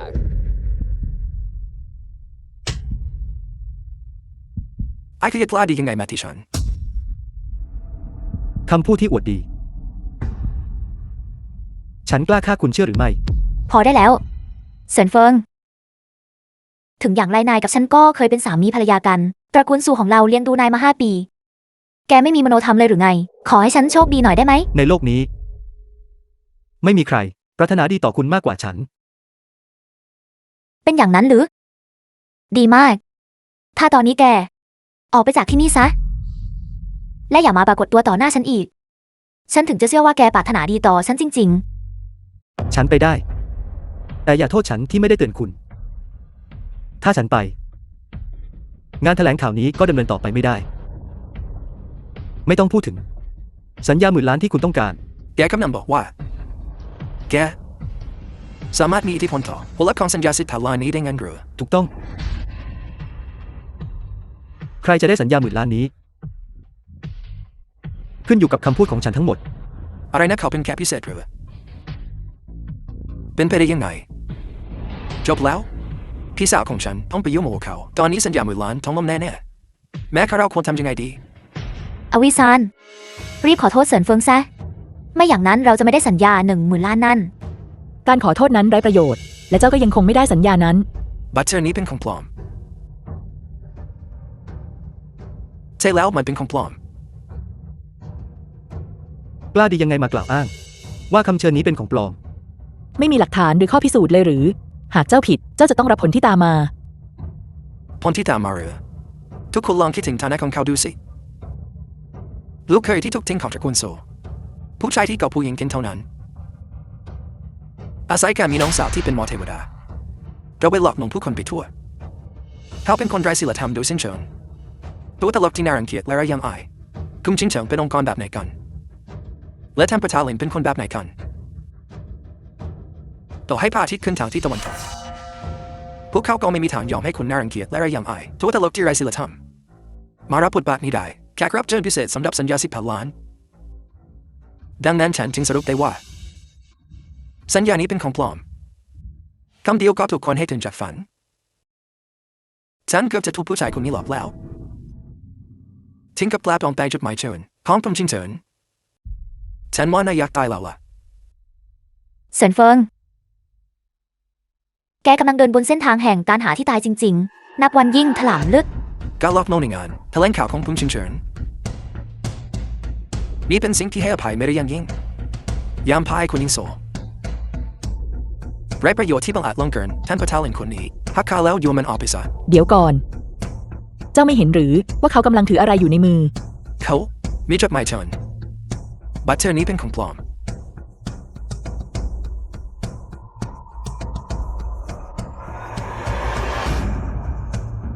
เจ้าตอนนี้เราดำเนินการได้แล้วใช่ไหมครับเซินเฟิงอย่าโทษฉันนะมีแต่ต้องปล่อยให้แกได้รับความเสียหายสักครั้งแกถึงจะเรียนรู้ที่จะยับยั้งชั่งใจตัวเองได้ฉันทำแบบนี้เพื่อประโยชน์ของแกเองนะไอ้งกเขาจับตัวมัน หยุดรองปะทาลูมาแล้วท่านปะทาลูท่านมาถึงแล้วพวกคุณทั้งหมดกำลังพยายามทำอะไรกันรองปะทาลูมีตัวตลกแอบเข้ามาในสถานที่จัดงานอุบัติมา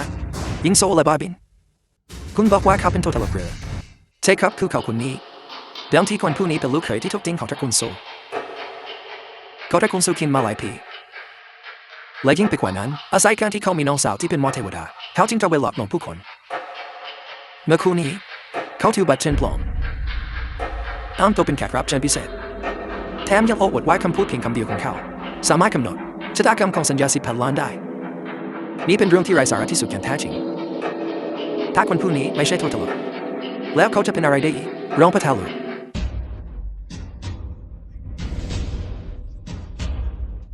ใครเป็นคนชิกนี้รายงานท่านปะทาลูผมพบมันทันเวลาและทำลายมันทันทีถ้าคุณใช้เจ้าไม่ได้คุณพบมันทันเวลาพวกเราคงถูกไอ้คนไร้ค่าคนนี้หลอกกันหมดแล้วในเมื่อเป็นเช่นนั้น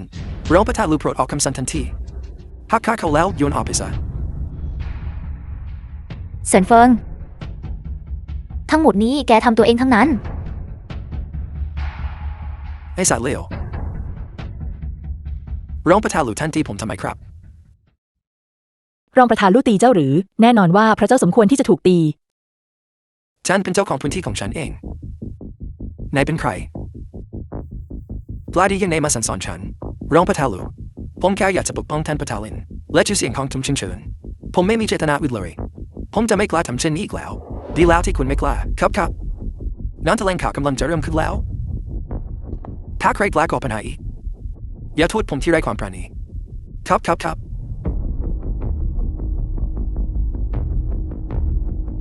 คุณชายเจ้าตอนนี้คุณยังจะหักขาฉันแล้วโยนฉันออกไปอีกไหมไอ้หนูไอ้ที่ว่าแกโชคดีไปที่รองปะทาลูมาถึงพอดีนั้นแถลงข่าวกำลังจะเริ่มขึ้นแล้วรอจนกว่าวิสานจะเซ็นสัญญา10,000 ล้านเสร็จหลังจากการแถลงข่าวสิ้นสุดลงคอยดูว่าฉันจะจัดการกับแกยังไงคุณชายเสินกล่าวว่าสัญญา10,000 ล้านนี้เจ้าจะไม่ได้มันอย่างแน่นอนแกเลยอย่างนั้นหรือเรื่องสัญญา10,000 ล้านนี้รองปะทาลูเป็นคนให้คำมั่นไว้ด้วยตัวเองมันถูกกำหนดไว้แล้วฉันอยากจะเห็นว่าพวกแกสองคนจะทำอะไรให้มันยุ่งเหยิงได้ถ้าอย่างนั้นเจ้าก็ต้องเบิกตาให้กว้างเรียนทุกท่านงานแถลงข่าวกำลังจะเริ่มขึ้นในทันทีเซินเฟิงแกอย่าหาเรื่องดีกว่าไม่อย่างนั้นฉันจะไม่ปราณีแกอย่างแน่นอนทุกท่านโปรดเงียบงานแถลงข่าวของเรากำลังจะเริ่มต้นขึ้นแล้วอย่างที่ทุกท่านทราบกลุ่มชิงเฉินของเรากำลังลงทุน10,000 ล้านในยุนโจแต่สิ่งที่ทุกคนไม่รู้คือทำไมกลุ่มชิงเฉินของเราถึงลงทุน10,000 ล้านในยุนโจใช่แล้วครับโปรดให้ความกระจ่างแก่เราด้วยครับรองปะทาลูเหตุผลนั้นแน่มากท่านปะทาลินของเรามีน้องชายคนหนึ่งอยู่ในยุนโจผลกำไรจากการลงทุน10,000 ล้านของเราจะเป็นของน้องชายท่านปะทาลินทั้งหมดท่านปะทาลินช่างใจกว้างจริงๆเป็นทีคาดหวังว่าน้องชายของประธานหลินก็ต้องไม่ธรรมดาเช่นกันพี่สาวเวลาคุณมีเงินให้โครงการ10,000 ล้านแกฉันบ้างสิเป็นเงินทาขนมให้พี่สาวของเจ้าแต่งงานกับน้องชายของประธานหลินซะด้วยวิธีนี้โครงการ10,000 ล้านก็จะเป็นของครอบครัวเราน้องชายของประธานหลินไม่ใช่คนที่คนธรรมดาจะสามารถพบเจอได้ใช่แล้วฉันว่าแกควรอยู่กับความเป็นจริงหน่อยดีไหมใช่อวิสานของเราเข้ากันได้ดีที่สุดกับคุณชายเจ้าคุณไม่กลัวหรือว่าฉันเป็นน้องชายของท่านประธานหลินแกมีพี่สาวที่เป็นมอเทวดาแกยังไม่พอใจอีกหรือแล้วแกยังเพ้อฝันอยากมีพี่สาวที่เป็นประธานบริษัทอีกหรืออย่าฝันพลางวันไปหน่อยเลยเซินเฟิงถ้าแกกล้าที่จะทำลายแผนการของฉันในวันนี้ฉันจะไม่ให้อภัยแกอย่างแน่นอนซัววิสานคุณปฏิเสธที่จะเชื่อฉันเสมอแต่คุณกลับเชื่อใจอย่างไม่มีเงื่อนไขคุณทำให้ฉันผิดหวังมากฉันก็ผิดหวังในตัวแกมากเช่นกันดูเหมือนว่าทุกคนจะทำตาเราคอยน้องชายของท่านประธานหลินเป็นพิเศษไม่ต้องกังวลวันนี้เขาจะต้องมาพบพวกเราอย่างแน่นอนบัดนี้งานแถลงข่าวของเราเริ่มต้นขึ้นอย่างเป็นทางการขอเชิญทุกท่านปรบมือต้อนรับคุณเซนสำหรับการปรากฏตัวอันยิ่งใหญ่ของเขาดี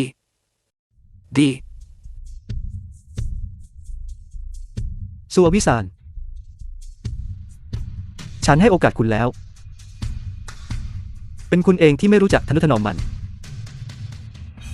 ไอ้ขยะนี่มันพยายามจะทำอะไร เขาเป็นแขกพิเศษจริงๆเหรอเนี่ย พวกเราเข้าใจเขาผิดไปหมด เข้าใจผิดเรื่องอะไร เขาแค่ติดการแสดง ได้ยินคอนเรียกคอนเซิร์นเขาก็คิดว่าเรียกตัวเองเจ้าเป็นการแสดงอะไรอย่างนี้คอยดูเถอะเขากล้าสร้างปัญหาในช่วงเวลาสำคัญแบบนี้ แกกำลังหาที่ตายชัด พวกเจ้าทุกคนช่างดื้อรั้นจนกว่าจะได้เห็นโลงศพ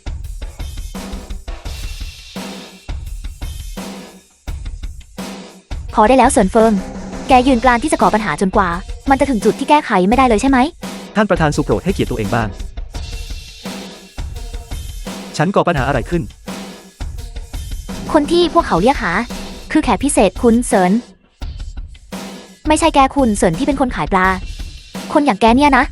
คู่ควรกับคำว่าคุณด้วยเหรอ สุอวิสานเจ้าช่างหมดหนทางเยียวยาจริง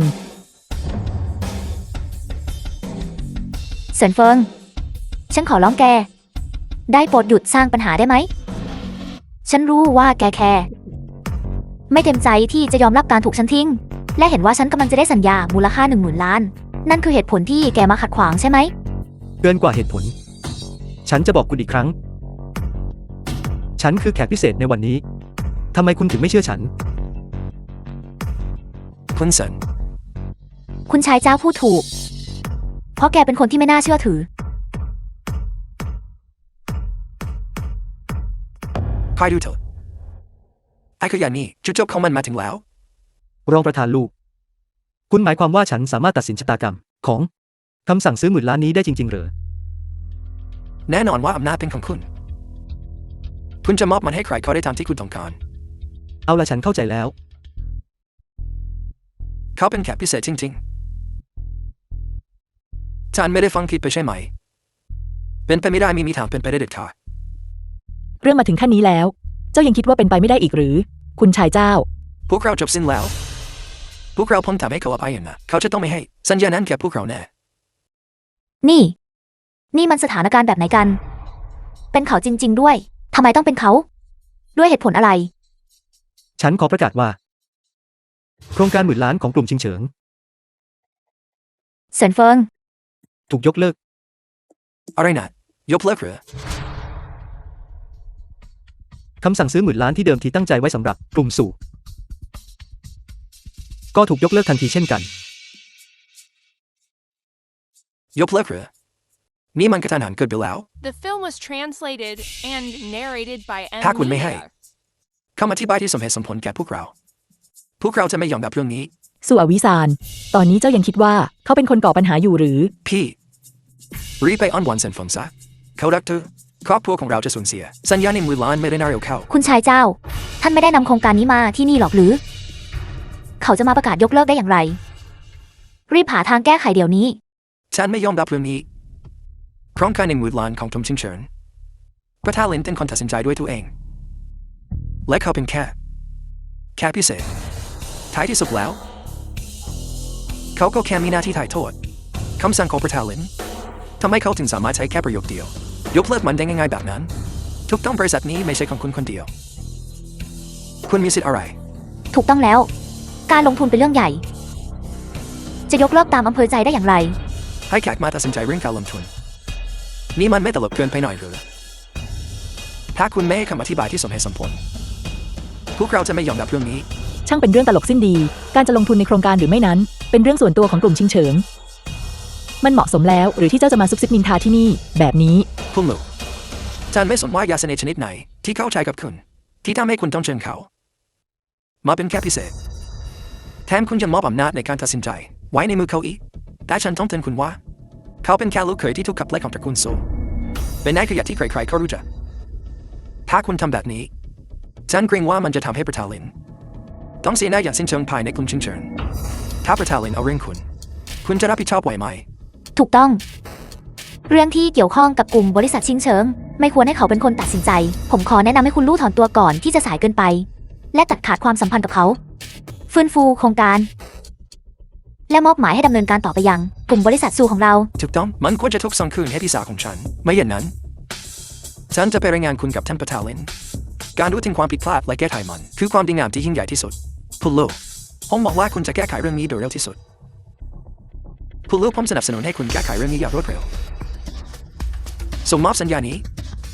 คืนให้กับจุนโซ พวกคุณทุกคนคิดว่าฉันไม่มีคุณสมบัติใช่ไหม ถูกต้องแกไอ้คนขายปลา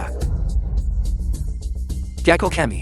หมอเทวดาอีเป็นพี่สาวควายนุนลังไม่ใช่หรือแกมีคุณสมบัติอะไรกัน อย่าเข้าใจผิดคิดว่าขนนกเป็นราชองค์การ ตอนนี้ยังไม่สายเกินไปที่คุณจะเปลี่ยนคำพูด พวกคุณลืมไปแล้วเหรอฉันบอกว่ากลุ่มชิงเฉิงเป็นของพี่สาวคนที่สองของฉันประธานบริหารของกลุ่มชิงเฉิงหลินชิงเฉิงคือพี่สาวคนที่สองของผม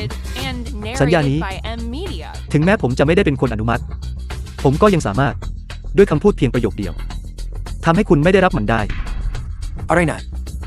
เขาเป็นน้องชายของท่านประธานลินเดอร์พี่สาวคนหนึ่งเป็นหมอเทวดา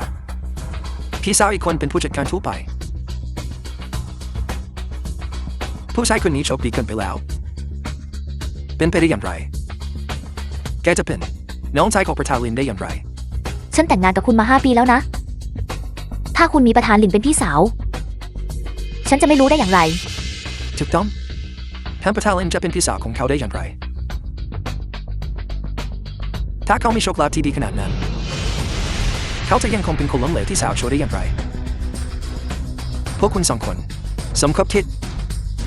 ร่วมกันหลอกลวงพวกเราใช่ไหมลูเชนอันแกกล้าเกินไปแล้วแต่ฉันสงสัยมากว่าเขาให้เงินคุณไปเท่าไหร่กันแน่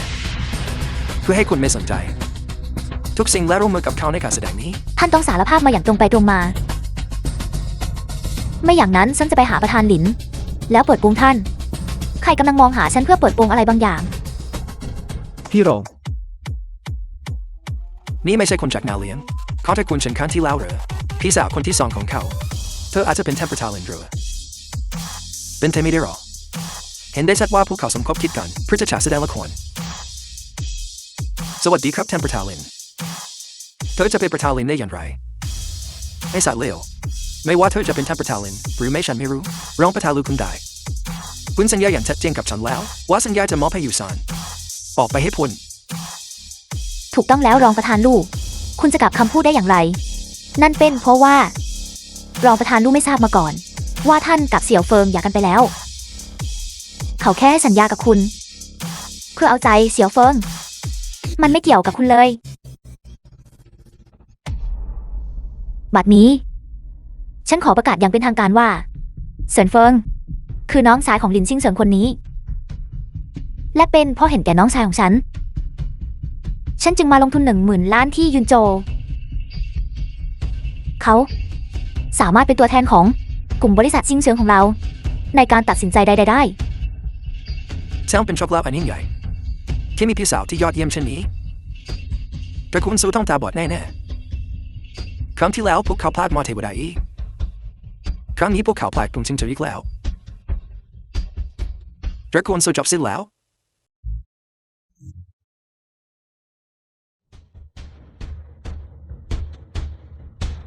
ผมเคยบอกคุณแล้วว่าผมมีพี่สาว3 คนงดงามหาใครเปรียบครอบครองอาณาจักรหนึ่งและรักผมมากผมยังบอกอีกว่ากลุ่มชิงเฉิงเป็นของพี่สาวคนที่2ของผมแต่คุณกลับเลือกที่จะเชื่อคำพูดของเขาคำโกหกที่บัดซบอย่างสิ้นเชิงแทนที่จะเชื่อผมดังนั้นตอนนี้ผมอยากจะถามคุณเสียใจไหมที่อยากกับผม ทำไมแกไม่พูดเร็วกว่านี้ล่ะ ถ้าแกบอกฉันอีกสัก2-3 ครั้ง ฉันเชื่อแกอย่างแน่นอน ถูกต้องคุณมีพี่สาวอย่างชัดเจนและเธอก็ทรงพลังมากคุณแต่งงานกับพี่สาวของฉันมา5 ปีแล้วทำไมไม่พูดเร็วกว่านี้ถ้าคุณพูดเร็วกว่านี้พี่สาวของฉันจะแยกกับคนหรือ ถูกต้องแล้วถ้าเรารู้ว่าท่านมี พี่สาวที่ทรงอำนาจขนาดนี้ เราคงยุ่งอยู่กับการส่งเสริมท่านแล้ว การแต่งงานของผมกับอวิสานมันเกี่ยวอะไรกับพี่สาวของผมสิ่งที่คุณให้ความสำคัญคือตัวผมที่เป็นคนนี้หรืออิทธิพลและอำนาจของพี่สาวผมกันแน่แน่นอนว่ามันเป็นอิทธิพลของพี่สาวคุณตอนนี้ถ้าคุณขอให้พี่สาวของคุณมอบเงิน10,000 ล้านให้ตระกูลโซพวกเราสามารถให้พี่สาวของฉันแต่งงานกับผู้ที่ข้างได้ ถูกต้องเลย ในเมื่อพี่สาวของท่านรวยขนาดนี้ การให้เงินเรา10,000 ล้าน ก็ไม่ถือเป็นเรื่องใหญ่สำหรับเธอ นั่นคือสิ่งที่ฉันหมายถึง ข้าเคยเห็นคนไร้ยางอายมามาก แต่ไม่เคยเห็นใครไร้ยางอายเท่านี้มาก่อน คุณชายเซินครั้งนี้ คุณคงจะหมดกำลังใจโดยสิ้นเชิงแล้วใช่ไหม ที่จริงแล้ววันนี้ เดิมทีผมตั้งใจจะให้โอกาสคุณ ตราบใดที่คุณเชื่อผมแค่ครั้งเดียวคำสั่งซื้อ10,000 ล้านนี้ก็จะเป็นของคุณ แต่คุณก็ยังเลือกที่จะเชื่อเขาเท่านั้น ไม่เต็มใจที่จะเชื่อผม คุณผลักไสผมออกไปอีกครั้ง ฉันเชื่อคุณ The film was ฉันเชื่อคุณไม่ว่าคุณจะพูดอะไรก็ตาม and narrated by M Media. ตราบใดที่คุณมอบสัญญามูลค่า10,000 ล้านให้ฉันจะแต่งงานกับคุณอีกครั้ง คุณพูดเองนะ มันเป็นเรื่องจริงหรือเปล่า จริงๆนะ ฉันเต็มใจที่จะแต่งงานกับคุณอีกครั้งจริง ถ้าอย่างนั้นผมจะบอกคุณ ถึงแม้ผมจะเรียกพวกเธอว่าพี่สาว แต่ก็ไม่มีอะไรระหว่างเรา ไม่มีสายเลือดเกี่ยวข้องกัน และผมจะไม่รับเงินทุนใดๆจากพวกเธออย่างเด็ดขาด ไม่มีคำสั่งซื้อ10,000 ล้านอะไรทั้งนั้น คุณยังต้องการแต่งงานใหม่กับผมไหม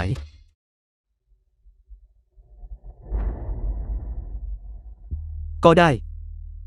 เมื่อกี้คุณเพิ่งพูดว่าคุณเชื่อทุกสิ่งที่ผมพูด ถ้าอย่างนั้นผมจะบอกคุณตอนนี้ ถึงแม้พี่สาวของผม จะมีความสง่างามหาใครเปรียบและความมั่งคั่งและอำนาจที่ไม่มีใครเทียบได้ แต่สถานะของผม เป็นสิ่งที่พวกเธอเทียบไม่ได้ด้วยซ้ๆ คุณเชื่อไหม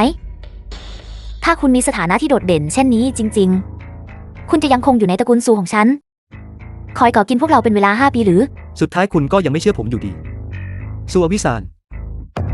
เราจบกันอย่างสมบูรณ์แล้ว นับจากนี้ไป เราแยกทางกันและไปตามทางของเรา เสี่ยวเฟิง มันควรจะเป็นแบบนี้ตั้งนานแล้ว พี่สาวบอกว่า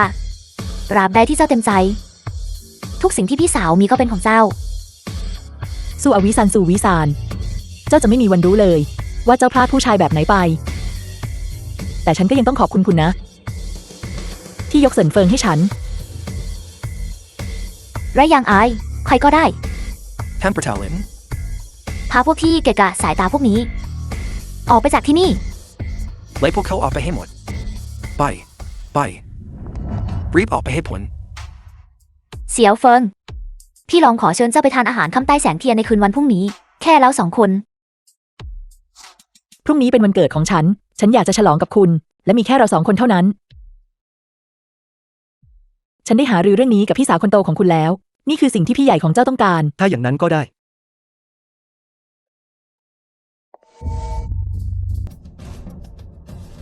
ไม่แปลกใจเลยที่พี่ใหญ่เต็มใจที่จะเสียสละชีวิตเพื่อต้าเซีย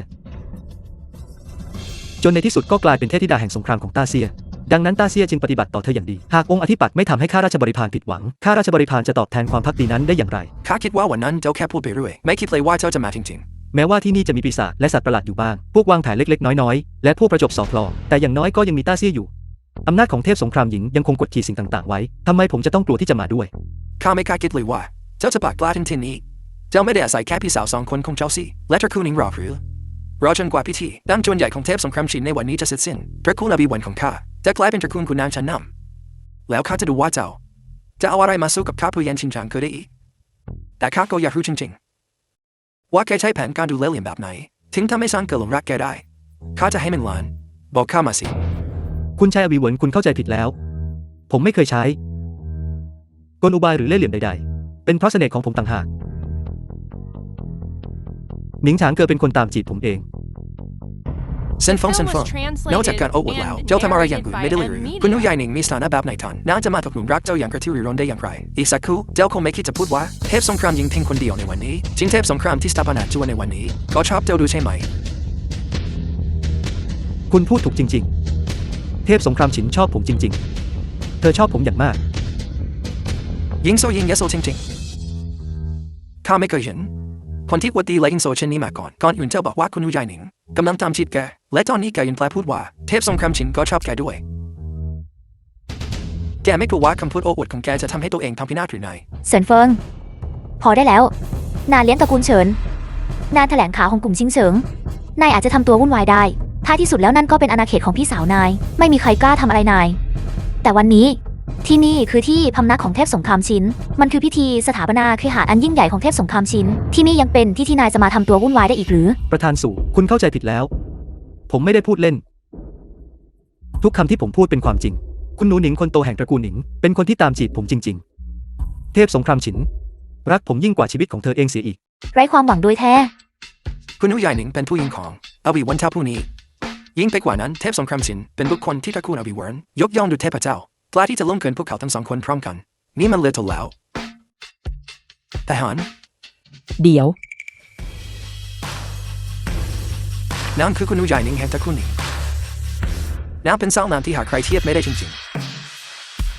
เขาพูดถูกแล้ว ฉันเป็นฝ่ายที่ตามจีบเขา ๆจริงหรือนี่กาเล่ลัดละ ยิ่งไปกว่านั้น เทพสงครามฉินรักเขามากกว่าชีวิตของนางเองอย่างแท้จริง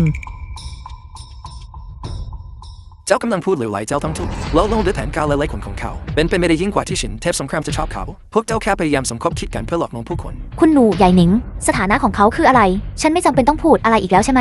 ไม่ว่าจะด้วยเหตุผลใดก็ตาม ที่ทำให้คุณหลงรักเขา ฉันต้องขอแนะนำคุณว่า ถอยกลับตอนนี้ก่อนที่มันจะสายเกินไป ในโลกนี้ ฉันรู้จักเขาดีที่สุด นอกเหนือจากการมีพี่สาว2 คนแล้ว เขาก็ไร้ประโยชน์อย่างสิ้นเชิง ตระกูลอวีเวิร์นของข้ามีอำนาจอยู่แล้วโดยธรรมชาติและตอนนี้พวกเรายังได้รับความโปรดปรานจากเทพสงครามฉินอีกอนาคตที่พวกเราจะก้าวขึ้นสู่จุดสูงสุดใกล้เข้ามาแล้วและข้าอวีเวิร์นเท่าก็จะทัดเทียมกันกับคุณชายของตระกูลคุณนางชั้นนำส่วนแกนะไม่คู่ควรแม้แต่จะถือรองเท้าให้ข้าด้วยซ้ำทำไมเจ้าถึงดื้อรั้นและลงผิดขนาดนี้ อวีเหวินเทาเจ้าคิดผิดแล้ว เจ้าไม่มีคุณสมบัติแม้แต่จะถือรองเท้าของเขา ไม่ใช่เขา และเจ้าไม่รู้อะไรเกี่ยวกับเขาเลยแม้แต่น้อย The film was translated หมิงชางเกอร์ and narrated พวกคุณ by 2 คนไร้ความหวังโดยแท้จริง มิงชางเกอเจ้าคือผู้หญิงที่ข้ามุ่งมั่นจะครอบครองไม่ใช่เพราะข้ารักเจ้ามากขนาดนั้นแต่เท่ากับที่เจ้าเลือกไอ้ขยะที่ไร้ค่าคนนี้ได้ทำให้ข้าพยายามรุนแรงตอนนี้ข้าให้โอกาสเจ้าเป็นครั้งสุดท้ายจงประกาศทันทีว่าเจ้าได้ตัดขาดความสัมพันธ์กับมันแล้วและมาเป็นผู้หญิงของข้าเสียไม่ฉะนั้นข้าจะใช้ชื่อเสียงของท่านผู้นำตระกูลอวีเวิร์นออกประกาศต่อสาธารณะเรียกร้องให้ทุกฝ่ายระดมกำลังเต็มที่เพื่อปราบปรามตระกูลหนิงของเจ้าด้วยความแข็งแกร่งของตระกูลอวีเวิร์นของข้าและบารมีของเทพสงครามฉินที่เพิ่มเข้ามาตระกูลหนิงของเจ้าจะต้านทานการโจมตีเต็มกำลังของข้าได้หรือ คุณลืมไปแล้วหรือว่าผมเป็นใคร ใช่เมื่อมีคุณอยู่ตรงนี้ ฉันไม่กลัวอะไรเลย กล้าข่มขู่ผู้หญิงของผมต่อหน้าต่อตาผมเลยเหรอคุณไม่กลัวหรือว่าตระกูลวิวีเวิร์นของคุณ จะต้องพินาศไปตลอดกาล เจ้าไอสวะที่ใครๆก็รู้กันดีอาศัยการสนับสนุนจากตระกูลหนิงกล้าคิดว่าตัวเองเป็นคนสำคัญตอนนี้แม้แต่ตระกูลหนิงก็ไม่มีคุณสมบัติพอที่จะท้าทายข้าได้เจ้ามีสิทธิ์อะไรมาตะโกนอย่างก้าวร้าวต่อหน้าข้า ตระกูลหนิงยังไม่พออีกหรือ แล้วถ้าเพิ่มพวกเราเข้าไปล่ะ ขอถามหน่อยว่าพวกท่านทั้งสองเป็นใคร ลินชิงเฉิงแห่งกลุ่มชิงเฉิง อีอู่ซวงแพทย์เทวดาแห่งต้าเซีย เมื่อเพิ่มพวกเรา2 คนเข้าไป เขามีคุณสมบัติพอหรือไม่ ที่จะท้าทายท่านนายน้อยอวีเวิร์น พี่รองพี่สาม นี่คือพี่สาวน้องสาวของไอสวรรค์นั่นเองพวกนางค่อนข้างน่าดึงดูดหมออีพูดตามตรงก็เป็นแค่หมอที่จ่ายยาและรักษาโรคกุงชิงเฉิงก็พอใช้ได้แต่เมื่อเทียบกับตระกูลวีวีวแล้วก็ไม่คู่ควรที่จะกล่าวถึงเลยดังนั้นพวกเจ้า2 คนต้องการดูลังเขารู้พวกเจ้าไม่มีคุณสมบัติพอคำพูดอาจจะหยาบคายแต่เหตุผลนั้นถูกต้องจริงๆข้าก็แนะนำพวกเจ้า2 คนให้ตัดขาดความสัมพันธ์กับมันให้ชัดเจนมิฉะนั้นความพิโรธของตระกูลอวีเวิร์นของข้าเป็นสิ่งที่พวกเจ้าไม่อาจแบกรับได้ความพิโรธของเทพสงครามฉินเป็นสิ่งที่พวกเจ้ายิ่งไม่อาจแบกรับได้ ประธานหลินหมอเทวดาอี เมื่อเห็นว่าพวกท่านเคย สนับสนุนตระกูลสู่ของฉันต้องพูดออกมา และขอเสนอคำแนะนำแก่พวกท่าน เขาไม่คู่ควรเลยแม้แต่น้อย เป็นน้องชายของท่าน การที่เขาเรียกพวกเจ้าว่าพี่สาว เป็นการดูถูกพวกเจ้าควรรีบ ตัดขาดความสัมพันธ์กับเขาหุบปาก ใครอื่นจะรังแกเขาหรือใส่ร้ายเขาได้หมิ่นประมาทเขาหรือดูถูกเขา แต่โดยเฉพาะอย่างยิ่งเจ้าไม่มีสิทธิ์ เจ้าสัตว์เดรัจฉานไร้หัวใจ เจ้าคนโง่ตาบอด คนโง่ไม่เคยฟังคำแนะนำอีหูสวง เจ้าไม่คู่ควรที่จะเป็นหมอเทวดา เมื่อพวกเราได้ผูกพันกับชินเทพสงครามแล้วคอยดูว่าข้าจะจัดการกับพวกเจ้าทุกคนอย่างไรเส้นฟงสาวหลักทั้ง3ของเจ้ามิงชางเกออีอูสวงลินชิงเฉิงข้าไม่เห็นพวกเขาทั้งหมดอยู่ในสายตาเส้นฟงดูสภาพของเจ้าตอนนี้สิเจ้ายังกล้าท้าทายข้าอีกหรือบ างที่คุณอาจจะไม่รู้ แต่พวกเขารู้ดี ผมเคยพูดไว้ตั้งนานแล้ว ว่าผมมีพี่สาว3 คนสง่างามและหาใครเทียบไม่ได้ ครอบครองพื้นที่และรักผมยิ่งกว่าชีวิตของพวกเธอเอง และพวกเธอ เป็นเพียงแค่2 คนในจำนวนนั้น ข้าเกิดความสงสัยขึ้นมาทันทีพี่สาวอีกคนของเจ้าคือใครนางเป็นคนสำคัญประเภทไหนกันบุคคลสำคัญอะไรกันข้าเคยเจอนางครั้งหนึ่งนางก็ไม่มีอะไรพิเศษเลยไม่ใช่ข้าหรือคุณเทวิวันทานถามพวกเขาได้ถูกต้องแม้ว่านายจะถูกเรียกให้เกียรติว่าเป็นคนหนุ่มใหญ่แต่ในความเป็นจริงแล้วนางก็เป็นแค่คนธรรมดาที่ไร้ความสามารถดูสิ้นเชิงไร้ความหวังพวกเราก็เคยสืบสวนตัวตนของนางและไม่พบอะไรเลยเป็นที่ชัดเจนว่านางเป็นเทียนคนธรรมดาที่ไม่มีความสำคัญถูกต้องแล้วหากนางเป็นบุคคลสำคัญจริงๆด้วยนิสัยของเขาคงโอ้อวดไปนานแล้วอย่างแน่นอนจะรอจนถึงตอนนี้ทำไมเป็นเช่นนี้นี่เองเซนฟงเจ้าต้องการนำพี่สาวคนโตของเจ้าออกมาเพื่ออะไรเพื่อมาลีรองเท้าข้าหรือ เจ้าต้องการให้พี่สาวคนโตของข้าเลียรองเท้าของเจ้าอย่างนั้นหรือ เจ้ากำลังหาเรื่องใส่ตัวอย่างแท้จริง การล่วงเกินพวกเรา2 พี่น้อง อาจจะไม่มีอะไร แต่เจ้ากล้าดียังไงมาล่วงเกินพี่สาวคนโตของข้า คราวนี้แม่แต่เทพเจ้าก็ช่วยเจ้าไม่ได้ อวีเหวินเทาอวีเหวินเทาเจ้าจะต้องชดใช้ในไม่ช้าสำหรับสิ่งที่เจ้าทำในวันนี้ ด้วยราคาที่ต้องแลกด้วยเลือด เจ้ากำลังพยายามข่มขู่ข้าอยู่หรือนางก็เป็นแค่คนธรรมดาที่ไร้ความสามารถดูสิ้นเชิงผู้หญิงที่ไม่มีความสำคัญไม่ใช่หรือแม้ว่าเจ้าจะเรียกนางมาที่นี่ตอนนี้นางจะทำอะไรข้าได้ดีคุณพูดเองนะ ผมจะ The เรียก film เธอมา was ที่นี่เดี๋ยวนี้ translated and เมื่อถึงตอนนั้น narrated by M. อย่าได้กลัว Media. จนฉีราดกางเกงเชียวล่ะ ช่างหิงโซอะไรเช่นนี้ทำให้คุณชายอวีหวนกลัวจนชีรัตนั้นหรือเจ้าคงไม่ได้พยายามจะพูดว่าตัวเอกของพิธีใหญ่ในวันนี้ชินเทพสงครามก็เป็นพี่สาวของเจ้าด้วยใช่ไหม คุณทายถูกจริงๆ พี่สาวคนโตของผมคือเทพสงครามฉิน เฮ้พี่ใหญ่ พวกเรามาถึงกันหมดแล้ว ทำไมยังไม่ลงมาอีก ข้าจะไปถึงที่นั่นใน3 นาที เซนฟงคำโกหกที่เจ้าพูดช่างเกินจริงมากขึ้นเรื่อยๆการมีพี่สาว2 คนนี้ก็เป็นพรที่ยิ่งใหญ่ที่สุดของเจ้าแล้วแต่ตอนนี้เจ้ายังคงปรารถนาอย่างหลงผิดว่าชินเทพสงครามก็เป็นพี่สาวของเจ้าด้วยเจ้าเสียสติไปแล้วหรือไงชายหนุ่มอย่าคิดว่าเพียงเพราะพวกนางอยู่ที่นี่เจ้าจะทำอะไรก็ได้ตามใจชอบเจ้ารู้หรือไม่ว่าที่นี่คือที่ใดจวนเทพสงครามข้าแนะนำให้เจ้าทำตัวให้สงบเสงี่ยมเจ้าคนไข้บ้าเป็นเน่าเจ้าไม่รู้จักที่ตามที่สนเจ้าไม่มีความละอายข้าสงสัยว่าเจ้าจะตายเมื่อไหร่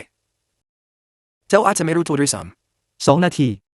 มันเป็นเรื่องที่น่าตกใจเกินไปสำหรับเจ้า เช่นนั้นข้าขออภัยเจ้าด้วย หากเจ้ายังคงทำตัวเหลวไหลเช่นนี้ต่อไป เจ้าจะต้องตายอย่างแน่นอน คุณหญิงพยองเกินไปแล้ว คำแนะนำที่ดีนั้นยากที่จะรับฟัง 1 นาทีครึ่ง เล่นก็ลึกลับในเมื่อเจ้ากำลังเชื่อเช่นความตายก็อย่าโทษท่าที่ไร้ความปราณีทุกท่านบุคคลผู้นี้ในพิธีสถาปนาเทพสงครามฉินได้กล่าวว่าจะดูหมิ่นเพื่อลบหลู่เทพสงครามฉินพวกเราทุกคนต่างเคารพเทพสงครามฉินดูเทพเจ้าเราจะปล่อยให้มันพูดจาเหลวไหลและทำลายเกียรติภูมิของเทพสงครามฉินได้อย่างไรยอมรับไม่ได้ ยอมรับไม่ได้ ยอมรับไม่ได้ ดังนั้นข้าตั้งใจจะหักขาของมันสั่งสอนมันและโยนมันออกไปพวกท่านทุกคนสนับสนุนเรื่องนี้หรือไม่พวกเราสนับสนุน พวกเราสนับสนุน การลบหลู่เทพสงครามคือการสร้างศัตรูกับพวกเราข้าสวีสนับสนุนเรื่องนี้เทพสงครามมีอาจถูกดูหมิ่นข้าฝรั่งก็สนับสนุนเรื่องนี้เช่นกันไอ้สารเลวไร้ประโยชน์เจ้าได้ยินหรือไม่การลงโทษเจ้าคือเจตจำนงของประชาชนและสิ่งที่ทุกคนปรารถนาดังนั้นจงเตรียมพร้อมที่จะเผชิญกับประชาของความสิ้นหวังเจ้าหน้าที่รักษาความปลอดภัยครับหากข้าออกมาแล้วโยนมันออกไป หมดเวลาแล้ว หวัดดี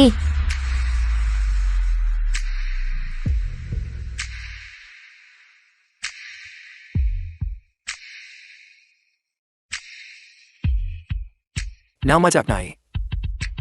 หรือว่าจะเป็นเทพสงครามฉินเป็นไปไม่ได้เป็นไปไม่ได้อย่างแน่นอนข้าต้องมองคิดไปแน่บุคคลผู้นี้คือเทพสงครามหญิงเพียงคนเดียวของทาเซียไร้เทียมทานในโลกล่าอนุภาพสักแผ่ไปถึงสวรรค์ที่สำคัญกว่านั้นนางคือผู้อุปถัมภ์ตระกูลอภิเวนของข้าเรียกว่าเทพสงครามฉิน เจ้ากำลังทำอะไร รายงานต่อเทพสงครามฉินมีคนโอหังคนหนึ่งไอ้สัตว์เลวร้ายประโยชน์ผู้นี้ที่อ้างตัวว่าเป็นน้องชายของท่านอย่างผิดทิศและยังบอกว่าคุณรักเขามากนี่เป็นเรื่องไร้สาระอย่างสิ้นเชิง เขาสมควรตายเหมือนครั้ง เจ้าบอกว่าเขาเป็นไอสารเลวที่ไร้ประโยชน์ ใช่ครับกับผมแม่สืบสวนใหญ่ชัดเจนแล้ว เขาก็ครอบครัวสู้อยู่แฮปปี้ไม่ประสบความสำเร็จอะไรเลยไร้ประโยชน์อย่าสิ้นเชิงเดี๋ยวได้ก็ตามเขามีพี่สาว The 2 คน film was translated and Send me Stan narrated Ayuban. by M Media. แต่ก็ไม่คู่ควรที่จะกล่าวถึง เจ้าบอกว่าพวกเขาไม่คู่ควรที่จะกล่าวถึงอย่างนั้นหรือ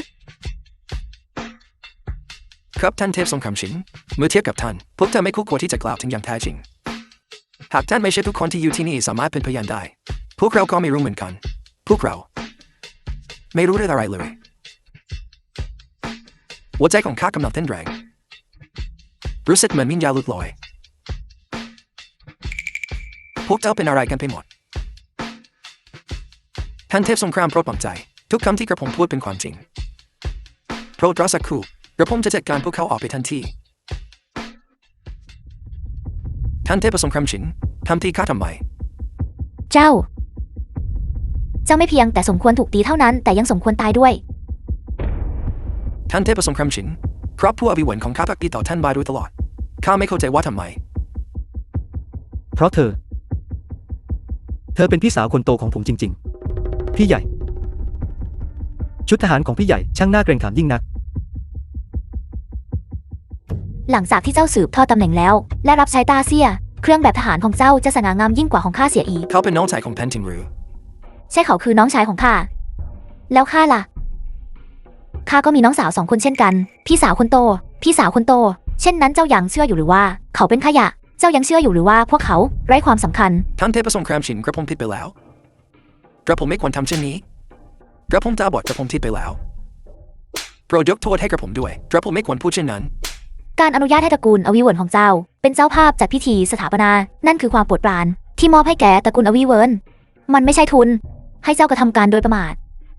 เมื่อพิจารณาถึงคุณูปการของตระกูลอวิเวิร์นของเจ้าโทษประหารชีวิตได้รับการยกเว้นแต่โทษจำคุกไม่อาจหลีกเลี่ยงได้ถูกขับไล่ออกจากตาเซีย ขอบคุณท่านเทพสงครามชินที่ไว้ชีวิตพวกเราท่านเทพสงครามชินพวกเราผิดไปแล้วพวกเราไม่ทราบจริงๆว่าคุณเซินเป็นน้องชายแท้ๆของท่านพวกเราไม่ทราบจริงๆหากพวกเราทราบพวกเราไม่กล้าลงเกิน เจ้าซ้ำแล้วซ้ำเล่าดูหมิ่นน้องชายของข้าผู้เป็นเทพสงครามอาจมองข้ามเรื่องนั้นไปได้แต่เจ้ากลับคุ้นชินกับการใช้อำนาจในทางที่ผิดและก่อปัญหาในพื้นที่แม้ว่าความผิดของเจ้าจะไม่ถึงขั้นประหารชีวิตโทษจำคุกก็ไม่อาจหลีกเลี่ยงได้พอได้แล้วสำหรับตระกูลสวีและตระกูลเฟิงของพวกเจ้าทรัพย์สินทั้งหมดของตระกูลพวกเจ้า 80% จะถูกลิบเป็นค่าใช้จ่ายทางทหารและเหลือไว้ให้พวกเจ้า 20% เพื่อหาเลี้ยงชีพพวกเจ้ายอมรับหรือไม่ พวกเรายอมรับพวกเราจะไปดำเนินการทันทีพวกเราจะดำเนินการทันทีเร็วเข้าแล้วเจ้าล่ะข้าเกือบจะลืมเจ้าไปแล้วเกี่ยวกับการแต่งงานของเซียวเฟิงเจ้าเป็นตัวการสำคัญตัดขาของเจ้าเองซะและถูกขับไล่ออกจากต้าเซีย ครับ ส่วนนางเสี่ยวเฟิงข้าจะมอบให้นางให้เจ้าจัดการฉัน คุณกำลังพยายามตั้งคำถามกับผมอีกครั้งหรือเปล่าเกี่ยวกับว่าทำไมผมถึงไม่บอกคุณเร็วกว่านี้ ใช่เจ้าควรจะบอกข้าให้เร็วกว่านี้หากเจ้าบอกข้าให้เร็วกว่านี้ทำไมเราถึงต้องมาลงเอยณจุดนี้ในวันนี้ ผมกำลังบอกคุณอยู่ตั้งแต่ตอนที่คุณไล่ผมออกจากบ้านผมพูดไปมากกว่า1 ครั้งแล้วผมเพิ่งพูดไปเมื่อกี้ด้วยซ้ำว่าผมมีพี่สาว3 คนที่ยิ่งใหญ่และหาใครเทียบไม่ได้ผู้ครอบครองอาณาเขตหนึ่งและรักผมราวกับชีวิตของพวกเธอเองแต่แล้วคุณล่ะคุณเชื่อแต่เขาไม่ใช่ผมคุณถึงกับปฏิบัติต่อผมเหมือนคนที่รู้แต่เพียงว่าเป็นคนบ้าที่โอ้อวดและพูดจาใหญ่โตดังนั้นคุณมีสิทธิ์อะไรมาตั้งคำถามกับผมสุอวิสานเจ้ายังจำคำสัญญาที่เราให้ไว้ที่โรงแรมหยุนไห่อินเตอร์เนชั่นแนลได้หรือไม่ฉันบอกว่าวันนี้เจ้าจะได้รู้ว่าใครคือคนที่ดื้อรั้นอย่างแท้จริงและใครคือคนที่ถูกเย้ยๆจากโลกนี้อย่างแท้จริงไพ่ที่ดีพร้อมถูกเจ้าทำลายลงเช่นนี้เจ้าเป็นเรื่องตลกที่ใหญ่ที่สุดในโลกอย่างแท้จริงข้าขอโทษผมไม่สนใจคำขอโทษตอนนี้ผมแค่อยากรู้ว่าคุณเสียใจไหมที่อยากกับผมฉันนายน้อยพิธีสืบทอดตำแหน่งของนายน้อยวังมังกรได้รับการยืนยันแล้วตระกูลเจ้าจะเป็นเจ้าภาพได้ผมเข้าใจแล้ว อวิสานเจ้าไม่จำเป็นต้องเสียใจเลยแม้แต่น้อย เจ้าหมิงหยาง เมื่อเรื่องมาถึงขั้นนี้แล้ว จะมีอะไรต้องพูดอีก เจ้าคิดจริงๆหรือว่าจะทำให้ข้ายอมจำนนได้เจ้าคู่ควรเล่าหรือ เจ้าเป็นใครกันแน่ กล้าพูดจาแบบนี้ได้อย่างไร เจ้าถามว่าข้าเป็นใคร วันนี้ข้าจะบอกเจ้าว่าข้าเป็นใคร เจ้าเคยได้ยินเรื่องว่ามังกรตาเสียหรือไม่ วังมังกรต้าเซียคือ องค์กรศิลปะการต่อสู้ที่แข็งแกร่งที่สุดของต้าเซีย ลึกลับและคาดเดาไม่ได้ สถานะของเจ้าวังอยู่เหนือกว่าเทพสงครามมากนัก พวกเราจะไม่รู้ได้อย่างไร ข้าเดาว่าเจ้าคงจะมีของรู้บ้านแต่สิ่งที่เจ้าไม่รู้คือสิ่งนี้3 วันนับจากนี้ คุณชายแห่งมังกรจะจัดพิธีสืบทอดตำแหน่งของเขาที่ยุนโจและพิธีนี้จัดขึ้นโดยตระกูลเจ้าของข้าพ่อของข้าเจ้าลี่ถงเป็นคนของเจ้าวังมังกรประมุขตระกูลเจ้าเป็นสมาชิกของวังมังกรจริงๆบุคคลที่สามารถรับผิดชอบในการจัดพิธีสืบทอดตำแหน่งได้ย่อมเป็นผู้ที่ถูกเลือกโดยอนาคตโดยธรรมชาติท่านเจ้าวังตระกูลเจ้าของข้าจะกลายเป็นตระกูลที่โดดเด่นที่สุดของยุนโจเจ้าถามว่าข้าเป็นใครหรือ พี่ใหญ่ ท่านจัดการเรื่องตระกูลเจ้าแล้วหรือยัง จูเชเวียรับผิดชอบเรื่องนี้ทั้งหมด ข้าควรแจ้งนางหรือไม่ ช่างมันเถอะ การเฝ้าดู เรื่องตลกอีกเรื่องที่กำลังจะเกิดขึ้นมันผิดตรงไหน ดังนั้นอวิสานเจ้าไม่จำเป็นต้องเสียใจเลยด้วยการสนับสนุนของท่านเจ้าวังมังกรเจ้ากับข้าจะทะยานขึ้นสู่จุดสูงสุดทันทีรับใช้ภายใต้ท่านเจ้าวังและบรรยากาศโลกนี้ร่วมกัน ได้ ข้าคือเจ้าเฉินเฟิง ถึงแม้ว่าเจ้าจะมีพี่สาว3 คน ที่มีอำนาจล้นฟ้า แล้วอย่างไร ถึงแม้ว่าเจ้าจะได้รับการสนับสนุนอย่างแข็งแกร่งจากตระกูลหนิง ทั้งหมดนี้ต่อหน้าคุณชายเจ้า ต่อหน้าเจ้าวังมังกร ก็ไร้ความหมายโดยสิ้นเชิง The film was ข้าขอประกาศอย่างเป็นทางการกับเจ้า translated and narrated by M. ข้า Mia. อยากกับเจ้าแล้ว และข้าไม่เสียใจเลยแม้แต่น้อย คุณชายเจ้าช่วยข้าด้วยข้าไม่ต้องการให้ตระกูลอวิเวิร์นทุกทอดทอนออกจากตาเซียเจ้าอยากเป็นสุนัขหรือเช่นนั้นเจ้าก็ต้องมีความถนัดในการเป็นสุนัขยกตัวอย่างเช่นรองเท้าของข้าสกปรกเล็กน้อยข้าจะเช็ดมันให้สะอาดแกอยากเป็นสุนัขหรือเช่นนั้นแกก็ต้องมีท่าทีของสุนัขไม่ใช่หรือไงรองเท้าของฉันสกปรกข้าจะเช็ดให้สะอาดข้าจะเช็ดมันเซนฟงแกเห็นนี่ไหมนี่คืออำนาจเจ้าเด็กเหลือขอชีวิตทั้งหมดของแกนะคืออำนาจที่แกไม่มีวันย่อมถึงจะเป็นเทพสงครามยิงแห่งตาซีอะไรนั้นจะเป็นซีอีโอหญิงผู้ยินชาและยิงอะไรนั้นหรือจะเป็นมอเทวดาอีอะไรนั้นหลังพิธีสืบทอดตำแหน่งข้าต้องการให้พวกแกทุกคนคุกเข่าลงและเป็นสุนัขรับใช้ของข้า ถ้าอย่างนั้นเราจะได้เห็นกันในอีก3 วัน ถ้าแกมีความสามารถ ตระกูลเจ้าถึงคราวอวสานแล้ว ภายใน3 วันเจ้าจะต้องเสียใจ เจ้าช่างหมดหนทางแก้ไขโดยสิ้นเชิง ใน3 วันเจ้าจะได้รู้ ช่างประเมินข้าไม่ได้เลย ตัวตนของเขาคือ ได้ ในอีก3 วัน เมื่อข้าได้พบกับประมุขตำหนักมังกร ข้าจะดูว่าเจ้า จะยังหัวเราะได้หรือไม่ ไปกันเถอะ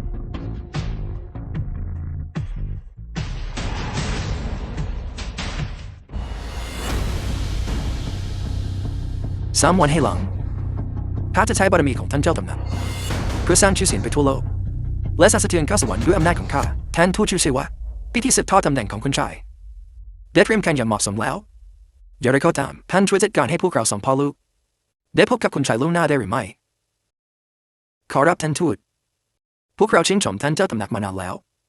หากพวกเราได้พบท่านล่วงหน้า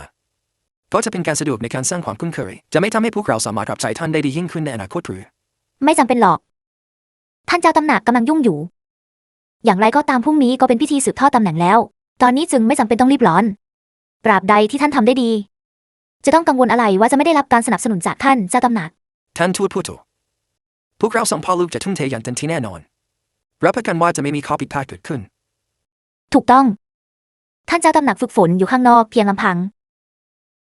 และไม่มีสหาย อีกทั้งท่านยังไม่ไว้วางใจ พวกคนแก่ในตำหนักเหล่านั้น ดังนั้นท่านเจ้าตำหนักจึงต้องการคนสนิทอย่างเร่งด่วน นี่คือโอกาสอันยิ่งใหญ่ของตระกูลเจ้า โปรดวางใจเถิดท่านทูตข้าคุ้นเคยกับประวัติศาสตร์5,000 ปีคุ้นเคยกับทุกวงการและอายุของข้าก็ใกล้เคียงกับท่านเจ้าตำหนักพวกเราจะต้องเข้ากันได้ดีกับท่านเจ้าตำหนักอย่างแน่นอนข้ายินดีที่จะเป็นสุนัขผู้ซื่อสัตย์ของท่านเจ้าตำหนักเชื่อฟังคำสั่งของท่านหลังจากพิธีสืบทอดตำแหน่งตระกูลเจ้าของข้าจะทะยานขึ้นทันทีทะยานสู่ที่สองก้าวขึ้นเป็นตระกูลชั้นนำในตาเซียข้าจะต้องทะลุทะนองโอกาสอลังการนี้อย่างเหมาะสมเพื่อเป็นคนสนิทของท่านเจ้าตำหนักเมื่อนั้นข้าก็จะสามารถบัญชาการทหารและมาได้นับพัน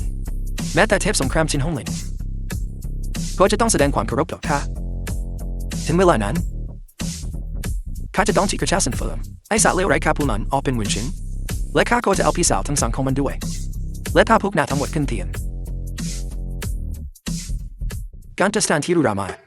ตระกูลเจ้าคงต้องจ่ายราคาที่สูงมากสำหรับเรื่องนี้การรับใช้ท่านเจ้าตำหนักเป็นเกียรติของตระกูลเจ้าของเราแม้จะต้องสูญเสียทุกสิ่งข้าก็จะไม่ลังเลอาริซานเจ้าจะนั่งตรงนี้ไม่ได้ทำไมที่นี่เป็นจุดที่ไกลเวทีที่สุด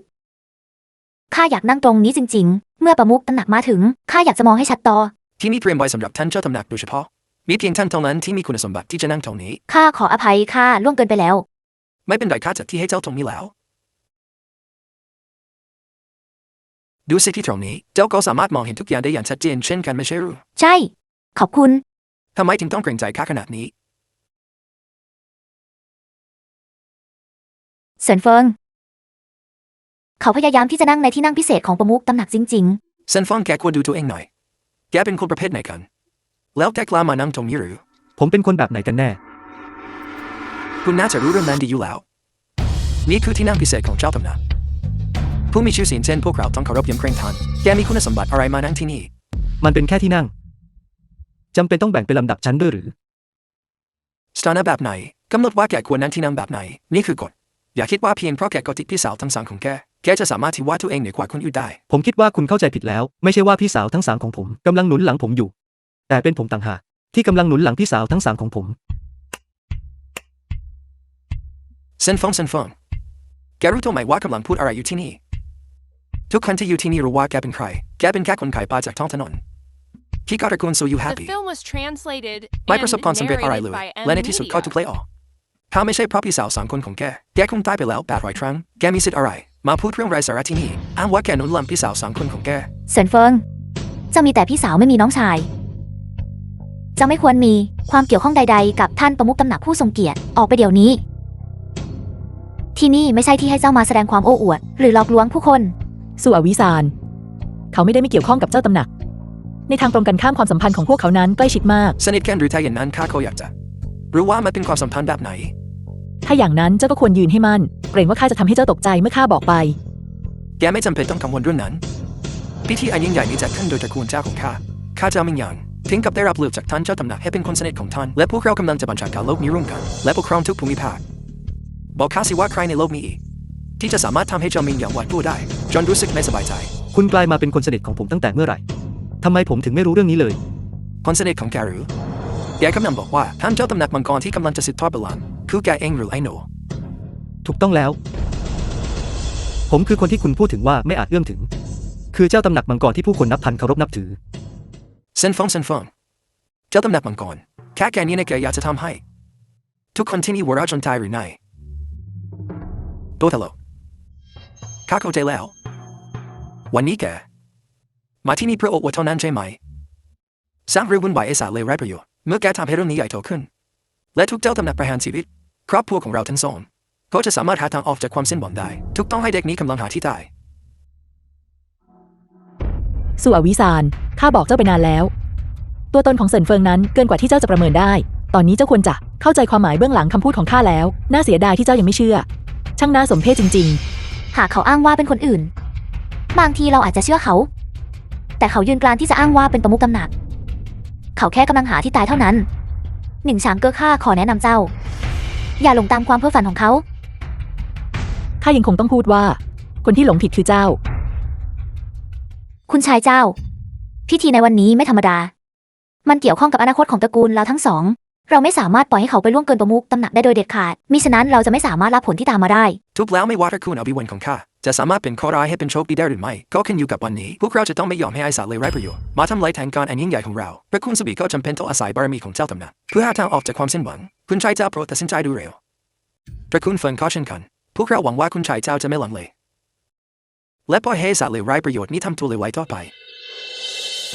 น่าเสียดายจริงๆ สิ่งที่รอคุณอยู่ครั้งนี้ไม่ใช่ความผิดหวังแต่คือความสิ้นหวังอย่างที่สุดและสมบูรณ์แบบไอ้สิ่งที่ไม่รู้จักความตายจากชีวิตแกกล้าดียังไงมาพูดจาอวดที่นี่อาหารจากตัวคนผู้นี้ที่พยายามก่อความพิธีและกล้าดูหมิ่นท่านเจ้าตำหนักหากข้าเข้าแล้วโยนออกไปข้าอยากจะเห็นว่าใครกล้า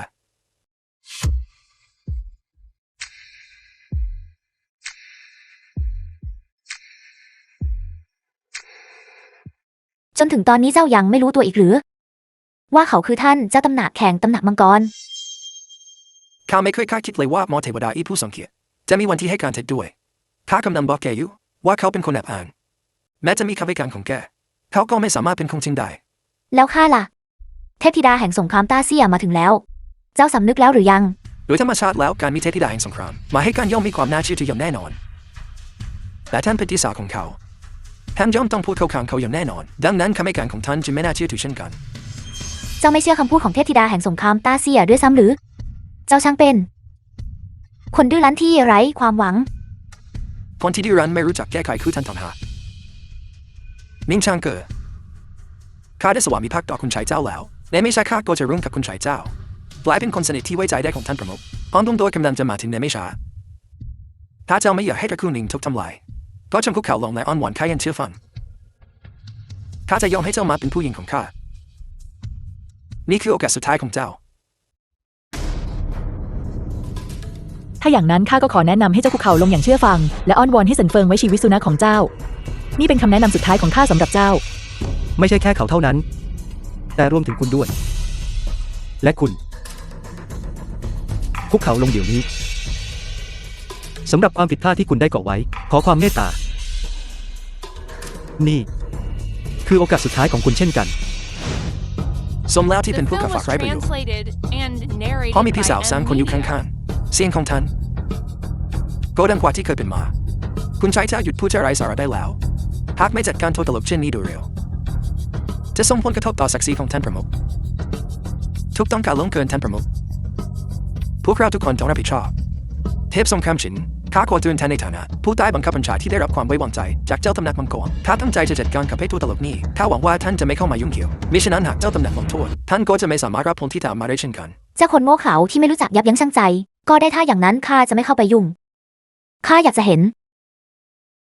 ว่าเจ้าจะทำอะไรเขาได้เทพสงครามย่อมมีวิจารณญาณเพียงพอทหารจับตัวมันทุกชิวชเวมาถึงแล้ว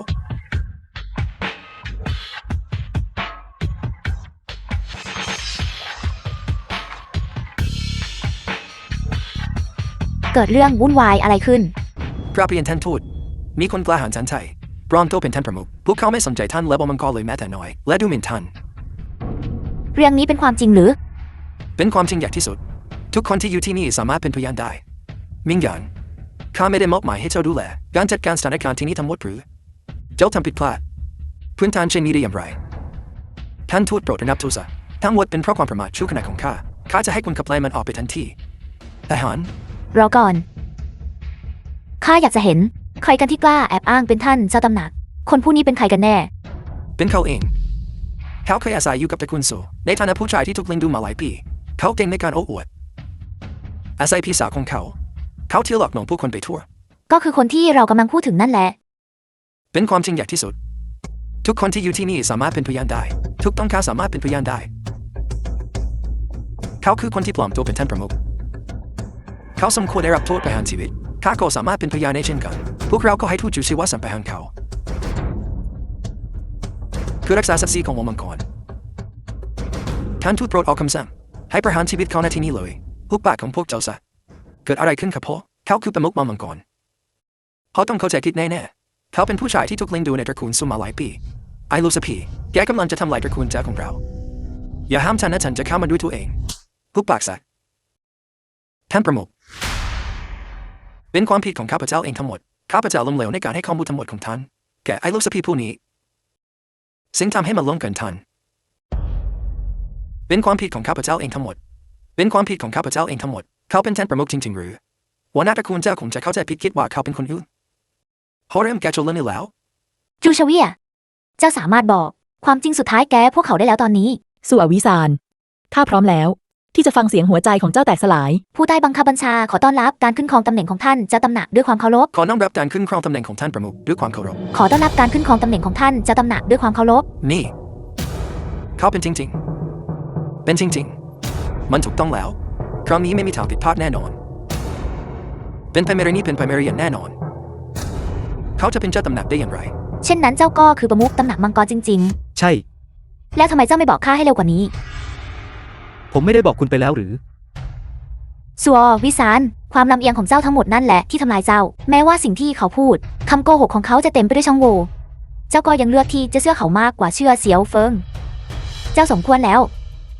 ตอนนี้ผมจะถามคุณเป็นครั้งสุดท้าย The film was translated and narrated by M Media. ผมบอกว่าผมมีพี่สาว3 คนงดงามหาใครเปรียบผู้ครอบครองอาณาเขตหนึ่งและรักผมอย่างสุดซึ้งคุณเชื่อหรือไม่ ข้าเชื่อแล้ว ผมบอกว่าตัวตนของผมนั้นยิ่งใหญ่เกินประมาณคุณเชื่อหรือไม่ ข้าเชื่อแล้วข้าเชื่ออย่างแท้จริง ถ้าอย่างนั้นคุณเสียใจไหมที่อยากกับผม ข้าเสียใจ ข้าเสียใจอย่างที่สุดและอย่างสิ้นเชิงเซินเฟิงเรามาเริ่มต้นกันใหม่เถอะ ซัววิสานผมบรรลุผลลัพธ์ที่ต้องการแล้ว นับจากนี้ไป เราขาดกันแล้ว